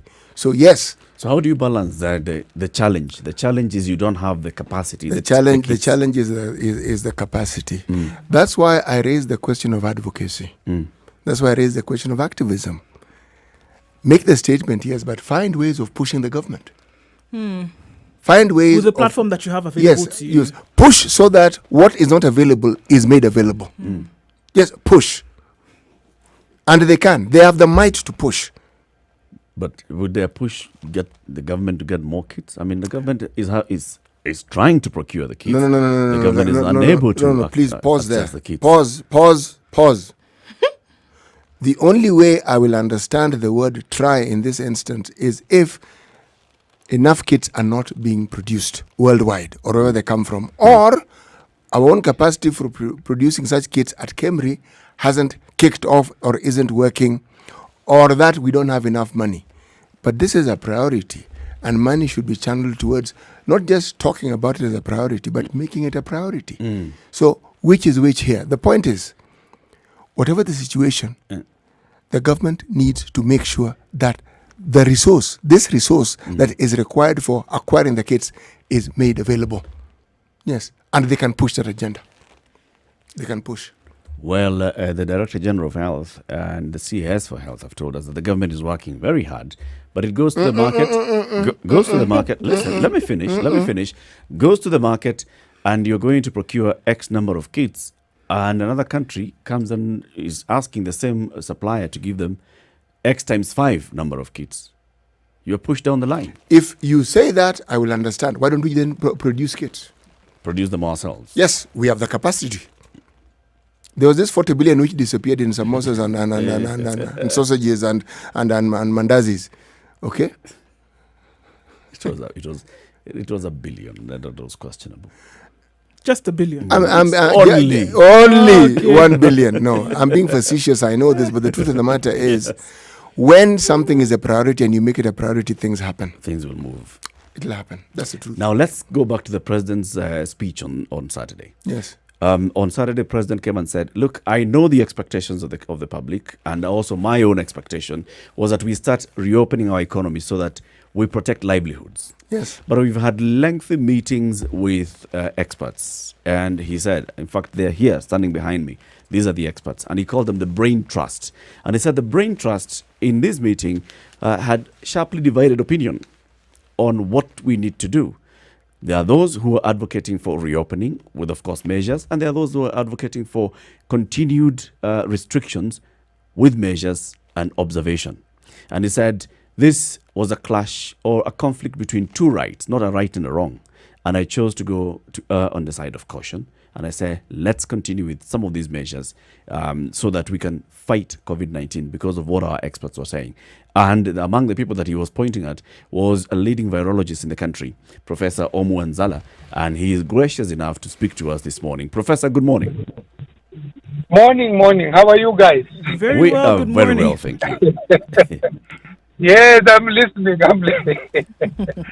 Now, you see, part of the difficulties here is that there are a lot of opinions.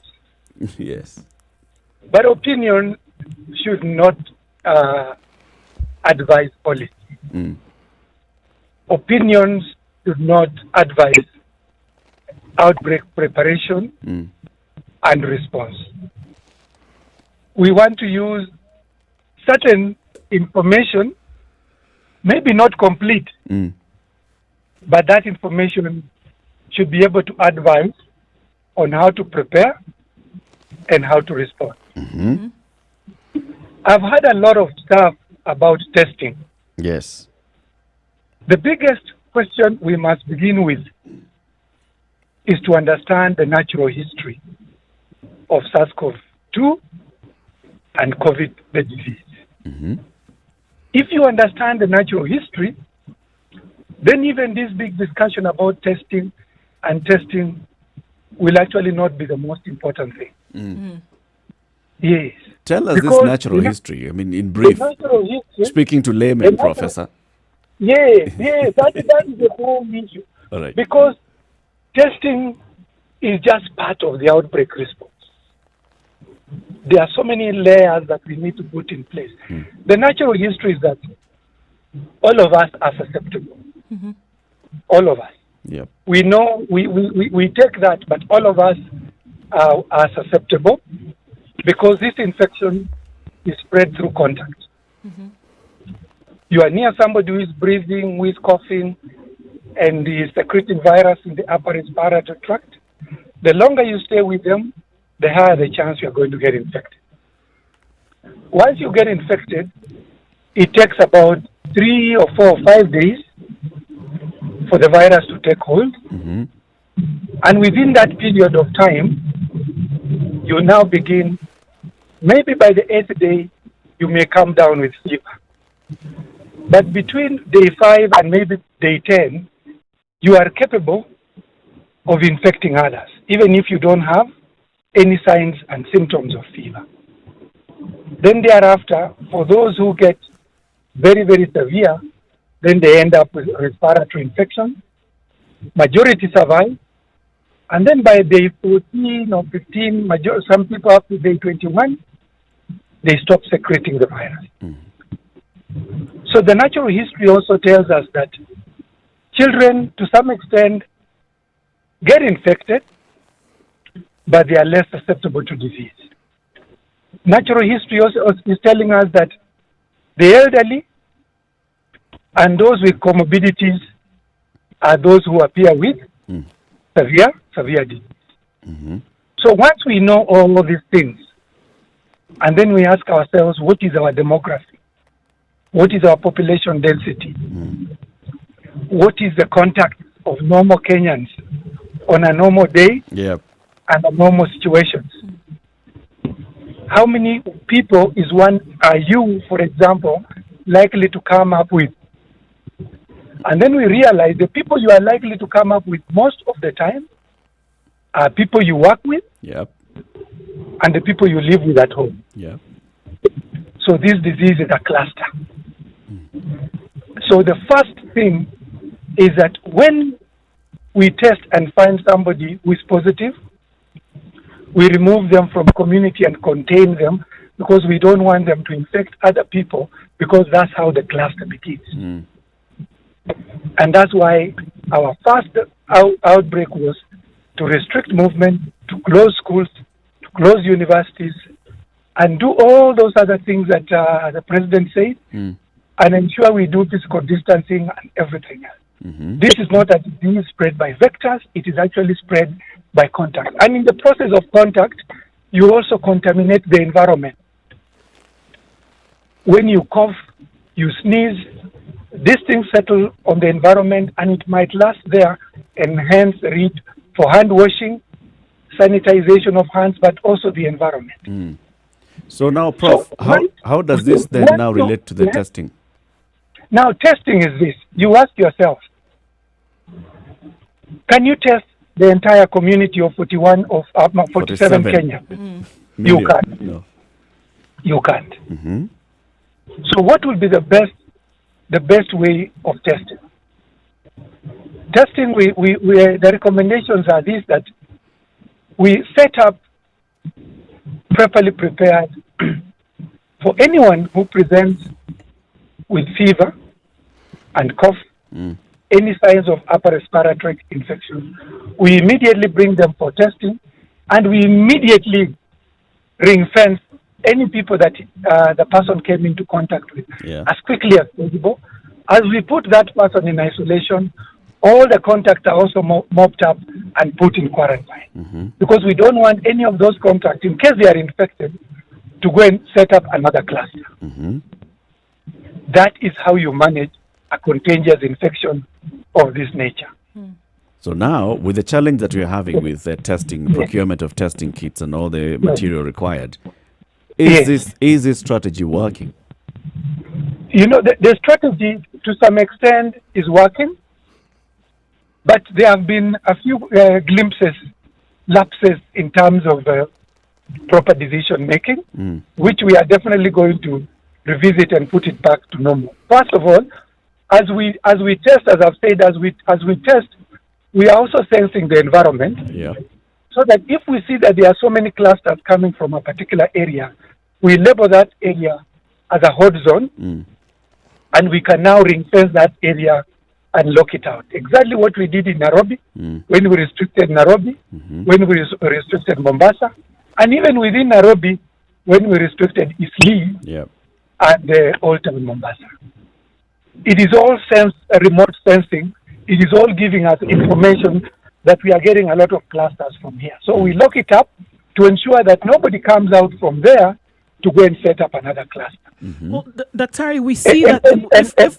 Sorry, Dr. If we can see that this is the pattern that it's taking. Cluster forms, but then we've also seen that as these clusters form and essentially are shut down, and that seems to be taken care of, we have another one mushrooming somewhere else. I mean, just giving the example of Nairobi, where we saw that it was Eastleigh, for example, once, Kawangware, and then before Eastleigh was Kawangware, and then went to Eastleigh. Eastleigh kind of quieted down, and then we saw Kibra. Kibra opened up, and then we saw Langata opening up. If this is a pattern that has been established, isn't this something that we're likely to see more of moving forward? And could this be then what influenced the decision to keep going?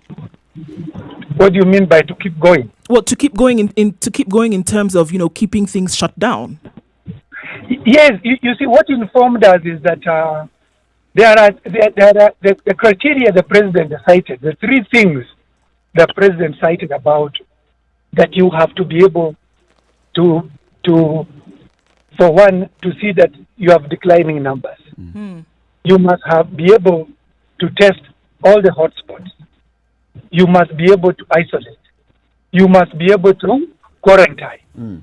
You must be able to contact trace. And then in all these things, all your minimums in terms of hand washing, sanitization, physical distancing, all these things must be in place. And we want to be them in place to the tune of 80 to 90%. So that when we begin to open, these things are working at 80 to 90%. This infection will simmer on for a while. But if so long as it simmers and as people get infected, we are able to quickly get at them, we are able to quarantine, we are able to contact trace, then health-wise we shall manage, and the economy will actually. Okay, so let's take one of those minimums that you speak of, which is testing, because we've been talking about it. Let's go back to that. If there is a shortage globally and we don't get what we need, how then are we able to meet one of these minimums, which you say is very critical in this entire thing, right? Yes. It is critical. We've only been able to test 90-odd thousand in the country, right? Yes. And it is a minimum in order to get this thing, under wraps. How are we going to be able to move forward if we can't test to the numbers that we are seeing as necessary? So the whole issue is that with this strategy, we want to ring fence. When assays come, when tests come, we want to ring fence those assays so that they go to the major issues that I've outlined here that are critical for controlling this outbreak. We don't want to be testing hotel workers. It's not of any use to anyone. All right? Yes, we want to ensure that we ring fence these tests so that they are geared to where we shall actually make the most outcome in terms of ensuring that we can contain, we can contact trace, we can do all these things. So that is actually the idea. The minimum. But we should stay away, the minimum, yes. And we should stay away from just testing for the sake of it. A test must be done for a reason. A test must inform the next activity that you're going to do. So who are we wanting to be testing now, Dr. We want to only, the people we want to test, for example, we know very well that truck drivers have become a problem because of the nature of their work. So we want to ensure that we reduce the transmissions among truck drivers by testing them, but also ensuring that we give them the risk information to avoid getting themselves infected. Number two, we are looking at individuals who are coming in with signs and symptoms suggestive of COVID. Yep. Those are the individuals we quickly test, and then we ring-fence their contacts in quarantine for a period of time before we know that, because we know between 8 and 9 days, there should be sufficient virus there to test. Number three, we want to ensure that each and every facility can test anyone coming in with an upper respiratory tract infection. Yeah. Because there's a high chance that these individuals could as well be having COVID. All right? And then we want to be able to notice that if there's any hotspot through our testing and clustering of these individuals with upper respiratory tract and those who are coming in with COVID, we ring-fence those areas very, very quickly, and we do what we call a point prevalence. And with ring-fencing it and ensuring restrictions, then we know that anybody who was there who was infected will not go out and create another cluster. But within 21 days, they would have recovered. And then even if they are let go, they are not going to infect anyone. That is what is informing us. And that's exactly what we informed the presidency to make those kind of things. It was a hard balance. Clearly, it was a hard one. It was a hard one. So the issue is better safe than sorry. Yes. We will continue this conversation. Just stay on the line, Professor. Let's take a look at weather. Take a quick break here, and then the conversation continues. We are speaking with Professor Omuanzala, leading virologist, one of the men and women in the Brain Trust that was advising the president, one of the men and women that are actually advising in the fight against COVID-19. Keep it right here. It's 20 minutes after 9. This is the Situation Room. It's Kenya's biggest conversation.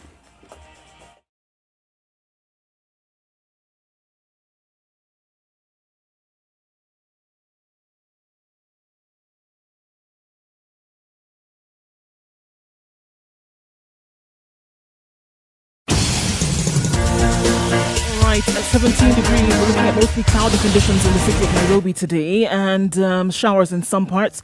Thunderstorms are forecasted for the afternoon with highs of 21. Looking into Nyeri, it's cloudy conditions at 16, showers intermittent, and highs of 20 and lows of 13 with thunderstorms forecasted for later. It's 17 degrees, and Nakuru is cloudy this morning.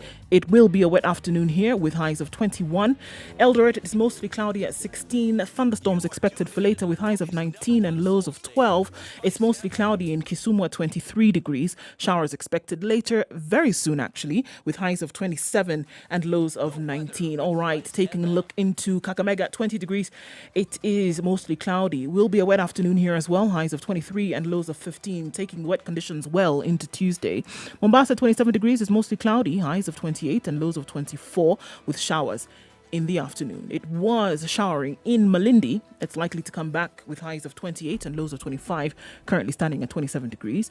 Kampala at 22 degrees is mostly cloudy. Showers expected in the afternoon with highs of 24 and lows of 18. Taking a look into Dar es Salaam at 27 degrees, highs of 30 and lows of 23 with partly cloudy conditions. All right, in Joburg this morning it's mostly sunny at 7 degrees, highs of 19 and a low of 5. The sun will shine through most of the day though.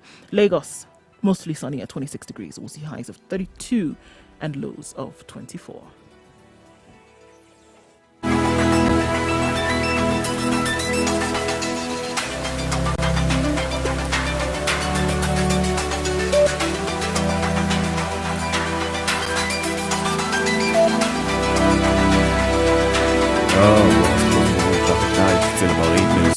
This is a situation of Kenya's biggest conversation.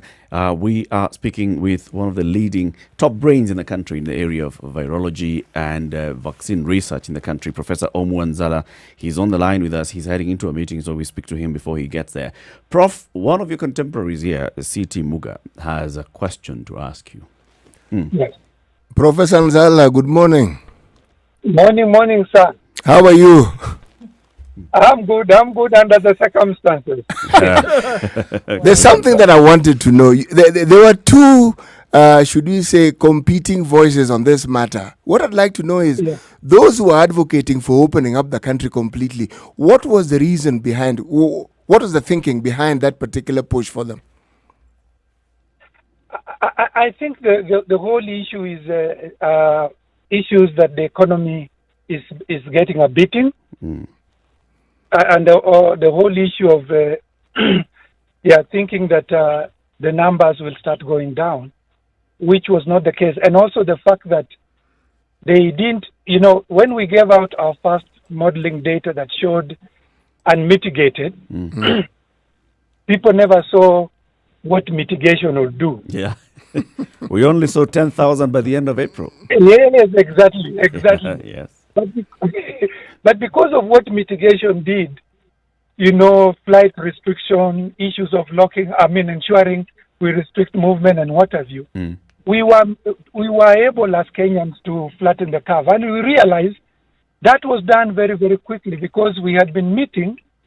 And when we saw the first case, within a week, within 3 or 4, 5 days, all these measures were put in place. Yeah. And you can actually be able to appreciate where the infection started, like because of flight coming in Nairobi and Mombasa. Yeah. Those are again the areas that have been affected the most. Mm-hmm.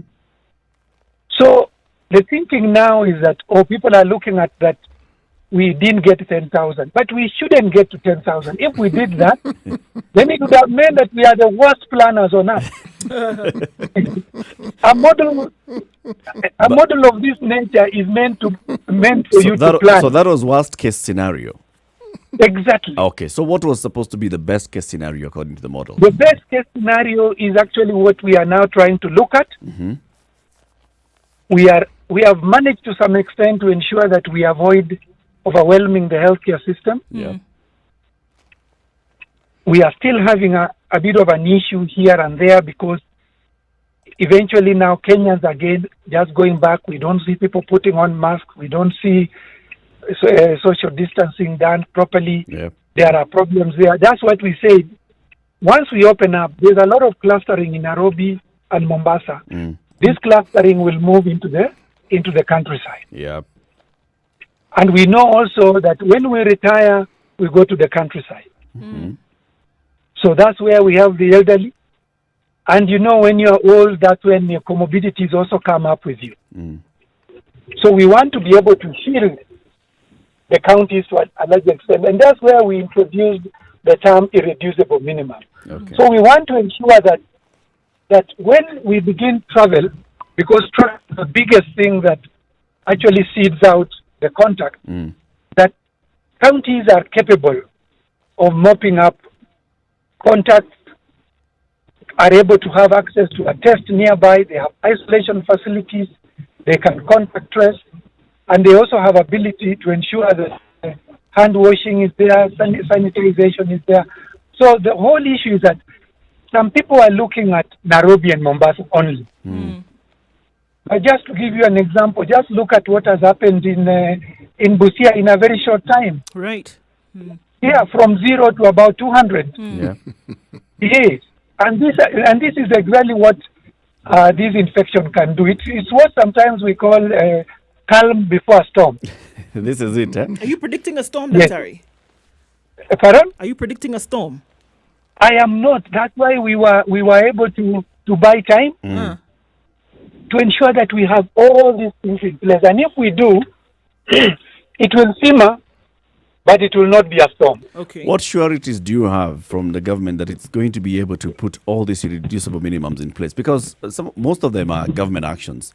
In the last 90 or so days, we've been having county governments observing, and instead of putting in the measures, they've basically been caught here flat-footed, sitting back. They are not ready for Nairobi people to go and take the clusters to them. So what are we going to ensure that the county governments are ready, and within what time? You see, part of the difficulty was, I don't work for government. I'm at the University of Nairobi. Yes. But part of the difficulty was that there was initial funding that was required. So you know how government works, appropriation of funds and all these other things. So now we know for sure that funds have been appropriated. Okay. Funds are going to reach the county.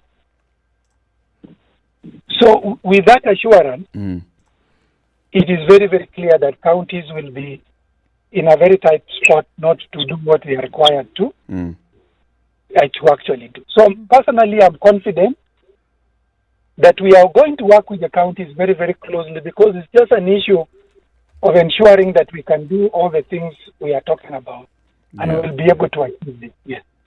From where you sit, Prof, and you're rightly saying that you work at the University of Nairobi, you're an academic, you do research, you understand what is happening, and you advise the government.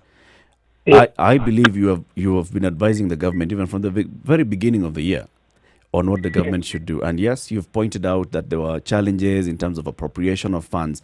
Now, on Saturday, when you're sitting there across the president and you're telling him, this is what we advise. We advise that you don't reopen. We have these irreducible minimums, and we get them in place. Did you advise him on the milestones? For example, by saying, if within 30 days, we see X number of counties with X number of bed capacity, then we can now start having the conversation of reopening. Was there any kind of indication of milestones that you advised the government to put in place? Exactly. We did exactly what you are saying. There are milestones. We have agreed that within the next 2 weeks, each county must have a minimum of 300 beds. We are going to assure that within the next 3 weeks, each county has access to testing. And we don't want to hear the word mass testing. We want to hear... Yeah.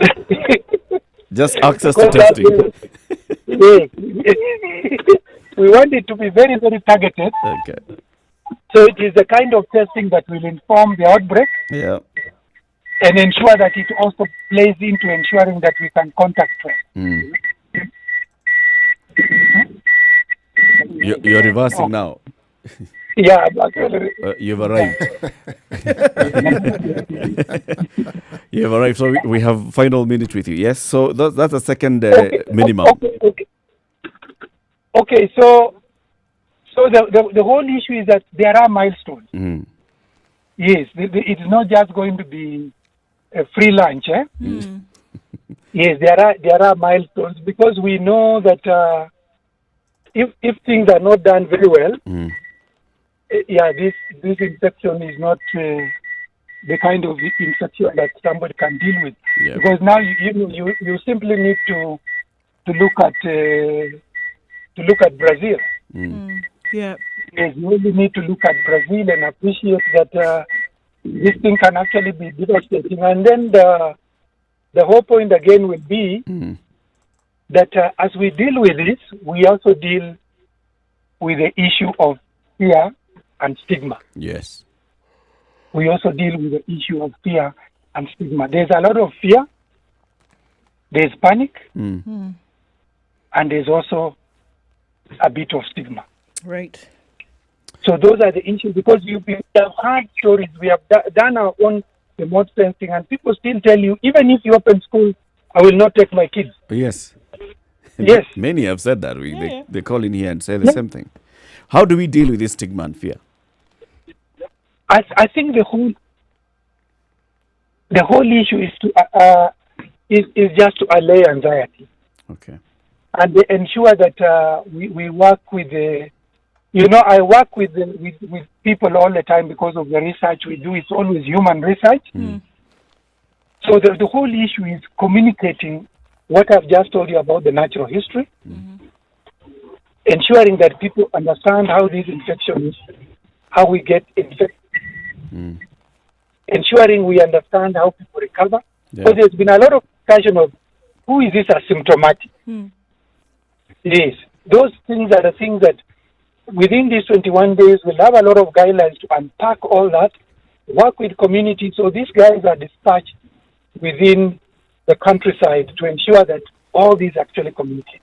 Okay. And then ensuring that anyone who gets sick, we are able to get them up in hospital. And then the other critical thing we want to put in place within these 21 days is to ensure that we can shield those who are at risk of getting severe disease. Yes, we want to be able to shield those who are at risk of getting severe disease. Yes.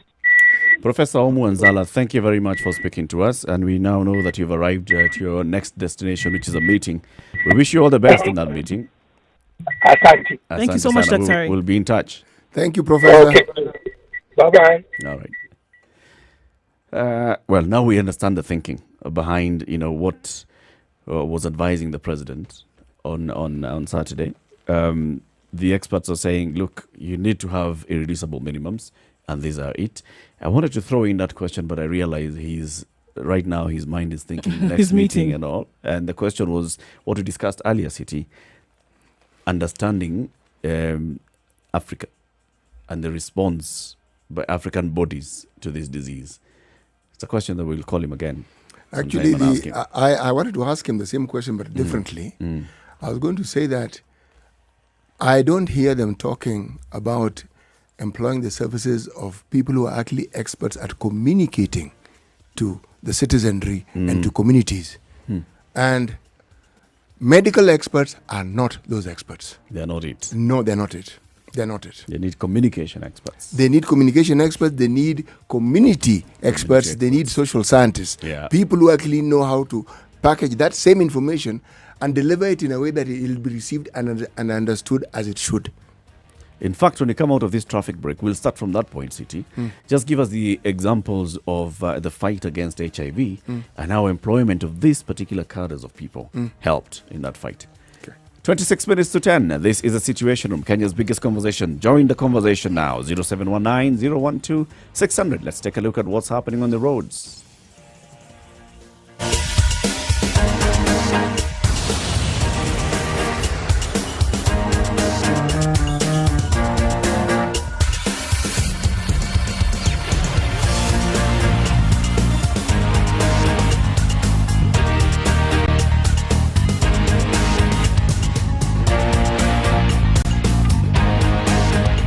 Okay, seems to be easing up a little bit on Mombasa Road and likewise on Thika Road. It'll take a minute there for it to be completely clear. It is a Monday and a lot of things happening, whichever way you look at it. So, we want to still be careful. And we know that the showers are going to come down soon in Nairobi. It's already started in different parts of the country. So, guys, we want to be as careful as we can. Okay, I don't see many more problems as such. And let's keep it that way, shall we? Just in case anything does pop up. Spice FMKE. That's how you can reach us on Twitter.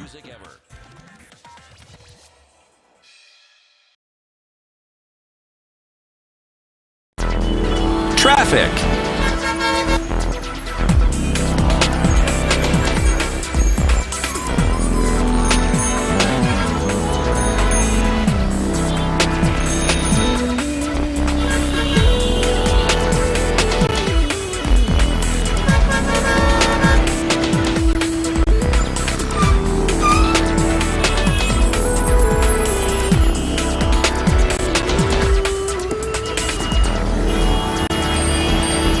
Okay, 24 to 10. The situation will continue. 0719-012600. Join the conversation. We've heard from one of the members of the Brain Trust.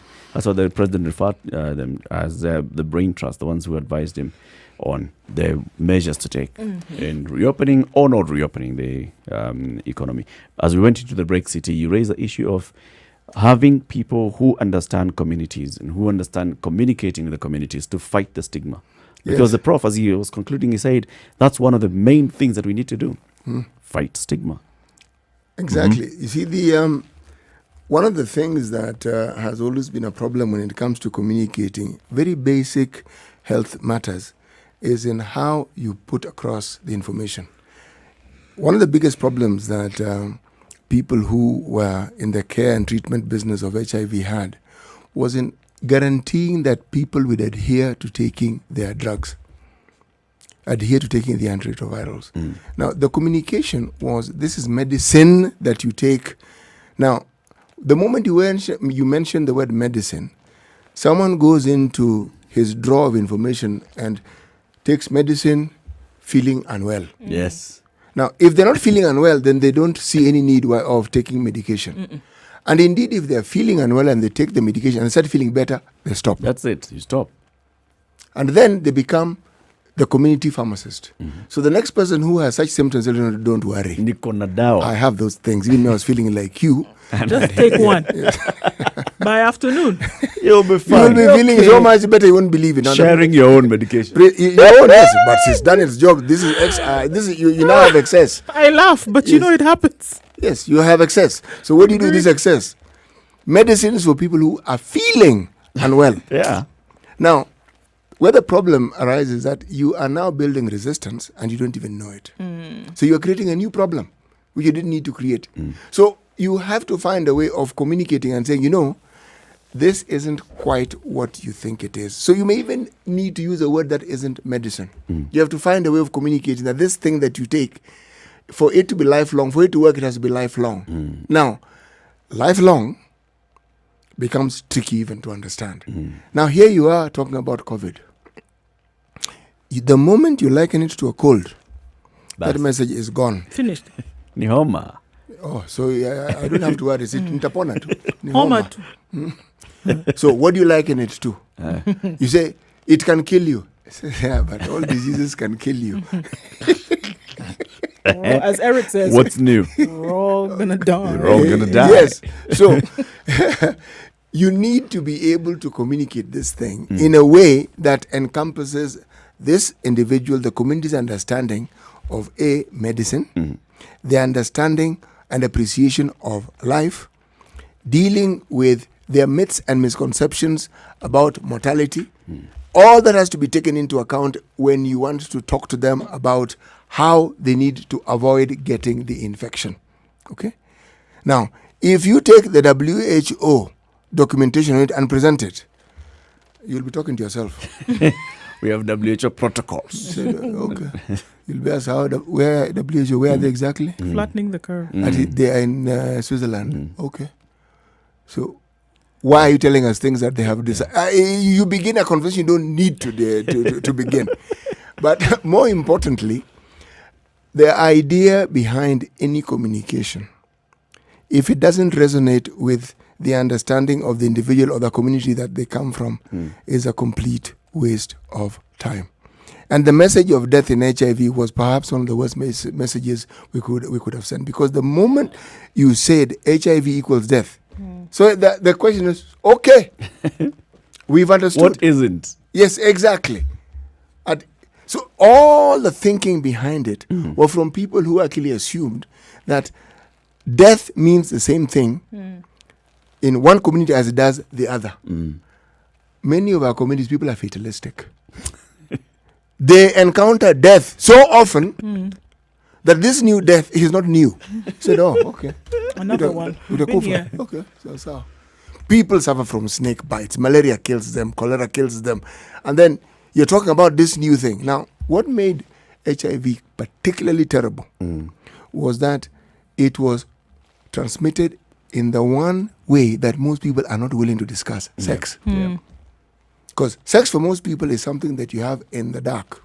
Right. under a blanket. Behind closed doors. Behind closed doors. So now you want to bring it in daylight, and you want to discuss it in broad daylight. With many people, no less. Yes, you are now entering the realm of taboos and having to deal with it. So you had again to find a way of communicating this thing in a way that could be understood. In short, it is not something that is simple. As Professor Omu said, it's not a free lunch.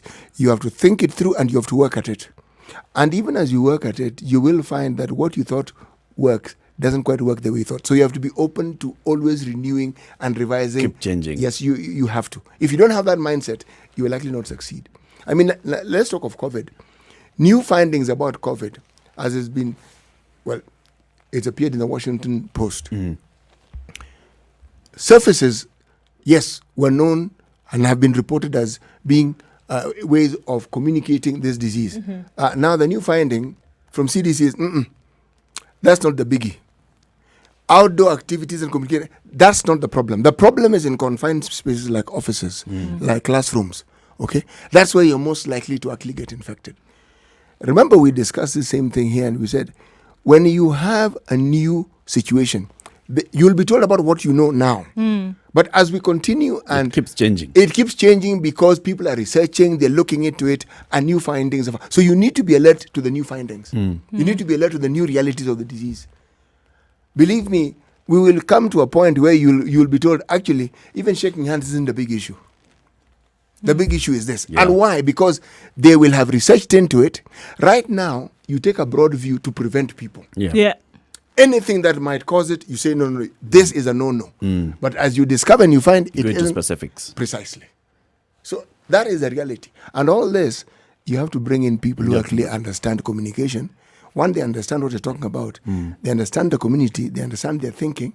And then they're able to craft messages that will produce that resonate with that exact community. I think as I look at this, I think that is the one thing that has we've social scientists we've and talked communicators about from the very beginning, that unfortunately, if you look at the communication that has been coming, it has not hit on the head yet.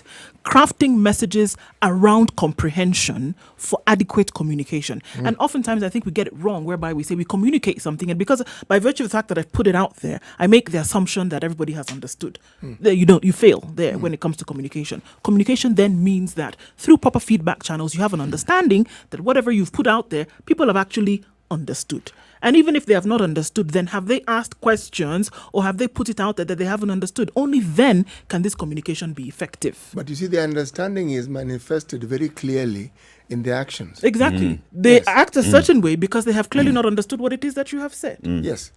The understanding, or in this case, lack of. Lack haven't thereof. Penetrated. You see, they have a body of understanding. It's not as though you find them empty of understanding. No. No, they have their own thinking. Yes, for sure. And cast in iron, almost immovable. Okay, and especially if they're Kenyans. Okay, so so you now want even bulletproof. Now you now want to penetrate this. You would better think hard and fast. You really have to think before you can communicate and you understand it. I mean, from the beginning we've had a problem. People are told don't congregate. They then lock the bar, but they lock themselves inside. Okay. You don't travel at night. They look for ambulances to travel in. I mean, come on. Don't leave Nairobi. The next day, people are climbing mountains 20. Oh, no, they leave and they're telling you, they thought we couldn't move. Yeah, we're we've going to conquered. move. What do they think? Conquered this mountain. Total opposite of what you would ask them to do. If you just look at what then the brain trust was advising the president, and the president said, all right, so you want us to extend, let's extend. But, and Professor Omwanzala has told us, there are minimums that they said, the irreducible minimums in the president's speech. These ones, 300 beds per county in 21 days. Possibility of that, City, percentage? You know, that now 300 beds per county in the next 21 Siaya days. is heading for 50 today. Actually, because it's a presidential decree. Yeah. Okay, that one. They will Because of do it. presidential shame. They'll do it. Yes, they will. The president will mention you. They'll do 50, but they'll not get to 300. Some people have already gotten to there and beyond. Remember, they're not being asked to put up new buildings. Yeah? No. Be creative. Just think set about aside. it. Create the capacity. Yep. If you already have hospitals, and by the way, hospitals are not full. They're not. They're not full. They're not. Because of COVID, people are even afraid to go to hospital. I'm actually thinking we should not even be thinking hospital. And I'll tell you why. Hospitals are usually full. Yes. All right? So if we want to open up and we want people to start coming back to hospital, we should not even be thinking about starting isolation centers in hospitals. Because you're taking up beds, and those beds were already a scarcity before. Let's think about other places, the institutions, take it elsewhere. And schools. Take it elsewhere. But is it possible? Do you see it happening in this country? At 300 beds in all counties. In 21 days. In 21 days. Yeah. Do you see all counties having access to testing? Test kits being taken. Every county now has a capacity to test. Sorry. Those are The only country You know, doesn't have. Now you want to now divide the small number that the country has. I Want like to go the and give target country. that has been set. It's nice. It's lofty. I actually like it because at least we have something to look forward to. Yeah, we're working towards And something. those of us who believe in miracles now have an opportunity to test expect this faith. a miracle. Let this faith be tested. That's what you want to see.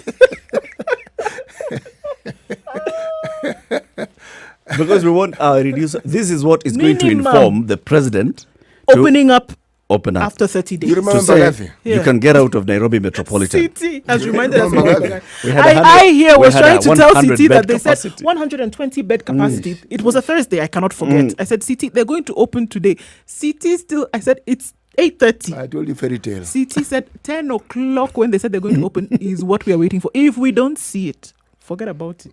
And did we see it? Sorry. Eventually, after teething problems here and there. Yes. And then the Kenyatta one, everyone could point you in different directions as to where it is. The other one is that way. So where is it exactly? That way. Uliza ule askari. Wao ndio wanajua hizi vitu. It's not funny. No, It's actually not But funny. we know what, But you only escape at this point sometimes is to laugh.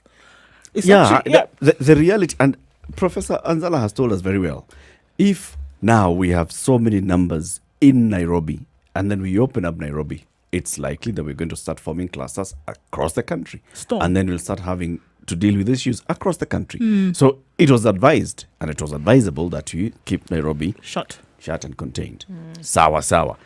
The next thing is, how do you deal with those people in Nairobi so that also they reduce internal community... And newsflash, people are still leaving what Nairobi. You suggested resonates with me completely. And I'll take it a step further. We've talked about schools because they already have beds. What about hospitality hotels, institutions? Guest houses, they already have beds, they have kitchens, everything that you want. Actually, yes. And single rooms. So you're actually isolated in your your room. And we have them and they're shut. Yeah. Very many of them. Oh, many. Very many. And then there are some which you are built in anticipation of things and it looks like they will not be used. So why not put these things to use? Remember, I've always had an assertion here that if someone tells we don't have the capacity, that's not true. We have the capacity. Human resource capacity, we have. Imagination, we have for the wrong things. Okay? So it's a question of putting all these variables that we have, put them in tandem so that they're in agreement. Believe me, you'll be surprised at just how much we can do. You see, like we were talking earlier on about this issue in Laikipia. Yeah. The British Army has always had that area as a training ground. They have.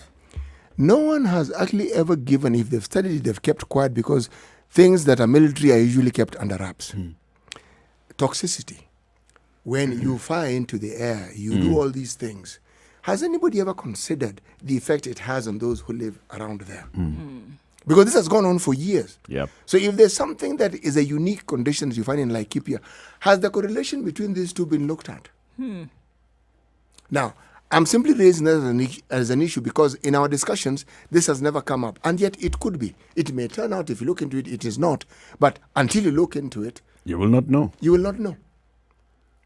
You see, we have facilities that we can use in the fight if we want to vigorously look at it. Now, we are actually not using every facility that we have. If we wanted to be serious about it, we are not. We would get there. Yes. Even all these health workers who have not been employed. Forget employing a part of them. All of them. Yes. Take all. It's very Just possible. employ. If you set your mind to it, all right? all these people whom we say have known to have pillaged or robbed the country, even as we're deciding their case, just take the money back. Yeah. If they prove their case and they can prove that they've worked hard for the money, later. return it. All right? But this is We an emergency. will work a returning program over program the next 20 years. Installments. Yes. We'll pay you back your money. Exactly. Yes. We will leave you what your salary can Or what you can survive on. No, not Every now survival. and then. We have to be fair. It is clear this is what you've earned. You're at this business, and we know we leave you with that one. Yeah. But anything that is doubtful, Jake. no, we take. There's a lot of it. Out there, absolutely. Yes. These deficits we keep speaking of again, if we are serious. Pegged on that though. It's gonna if we're work. serious. If you really want to make No, this thing if work. we're serious. Let me take this. Let me take the call. 0719-012-600. Baba Waithera. Baba Idira, hi, ako poa. And let me welcome Mwalimu Wandro back to studio. Mwalimu Wandro is fine. And I hope he is fine now. He sounds very energetic. I can see him you here. guys He are is. doing I think he has taken the Wajiro Arroyo or whatever. Voilà. My brother, how are you? It's good. Me, I'm okay, Mwalimu Wandro. We didn't miss you. We cried. We were. I think you heard that some guys wanted to put me on a suicide watch, yeah? Because Ask your question so that we may hear it. sure. Now, let me just congratulate you and whatever you are doing. And I also wish to commend the group that was advising the president and also the president himself. They seem strong and they are giving us hope. But let me borrow a word from my current comedian and mentor, Mr. Trump. The word terrible, yeah? You know, the guy must use the word terrible in all his public addresses, yeah? And we are in a terrible situation. However, I would advise or probably suggest that as the Reid committee that is advising the president, let them come up with solutions that are going to, or decisions that are going to be sustainable. Because you will agree with me that at a certain point, especially the lockdown areas in Nairobi, and I have friends there, I have family there, they are telling us that no, we cannot bear more, you know? And therefore, let them actually try to see in the next 30 days, how are we going to make this thing live with us, and also worry about the economy, you know, such that we come out with a balance that is going to be sustainable. Yeah. Thank you, Zachary. Thank you two guys, and you are doing great work. Thanks, Asante Zachary. sana. Salimia watu Nakuru. Okay. So basically what he's saying is we still need to find a way of striking that balance. Strike a balance between lives and livelihoods. And Prof was saying, yeah, that's true. But also, let's look at the measures that we've put in place. If you have not put in place the measures that we've advised, then let's take more time, put them in place so that now you are sure that you're actually protecting livelihoods. Because we could be thinking that we're protecting livelihoods and opening it up to finish lives. Yes, you could. You could actually be endangering the lives you think you're protecting. You see, when you have a situation where experts are actually being listened to, then you cannot say that our position is actually a dismal one. No. It's actually very positive. Now, if you take that same thinking into, say, for instance, the issues of the economy, we do have people who know exactly what to do. Okay? That Harambee committee, what has it been doing again? It's been collecting. It seems to me that, I think one of the things that we will emerge as big questions is, so we formed this committee to mobilize funds and resources from the public, locally and abroad. And then we have not heard from this committee saying, and we still don't this hear is what we are collecting and this is what we are doing. Because also just hearing from them gives people hope. Absolutely. It gives people, it makes you actually feel, calms people down. Yeah. Because now people are going to get riled up. You've not told people what you're doing with this money that you've essentially collected. And it was on the premise that people were going to suffer, that it was instituted in the first place. I hope it doesn't turn into one of these situations where it's a competition of egos. Because that one usually doesn't help anyone. Yeah. Yeah. Let's hope so. We keep trying to reach them so they can speak to us. We know that Mohamed Hersi, who's a member of the board, has spoken to us, but the leader of the board, Jen Karuku, and the leadership, well, we want to hear what exactly is happening. So we're coming to the end of today's show. Tomorrow, we can tease up what we'll be talking about tomorrow. Well, we know that Felician Kabuga has been captured. We know this has happened. And we also know that as the story progresses, he will not be tried in Paris. Right now, the recommendation is that he be tried in Arusha. And whether the machinery that is still available in Arusha will be turned into a trial court, that is the recommendation that's being given. So tomorrow we're going to talk to some survivors, as well as someone from the Ministry of Justice in Rwanda, to tell us what they think about this and what his imminent trial, will then mean for survivors. We'll also talk about corruption then. Remember, there was a big win by the EACC in the case against former Governor Evans Kidero. Now they can go and look into what he has. Yeah. So, I think that could have big implications, just like EACC has been telling us. There are small gains, but those small gains mean a lot. EACC will speak to us on that. So, CT, tell us about today's proverb. You cannot pick up a pebble with one finger. But don't despair. You can pick your ear.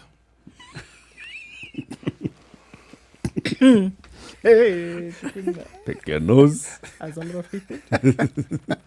You can even point at people with one finger. With one finger. When you want to do things by yourself. But if you need to do things with others, like picking pebbles, you need your hand. It makes the picking of pebbles that much easier. In fact, to the point where you don't even notice that it's not even a chore.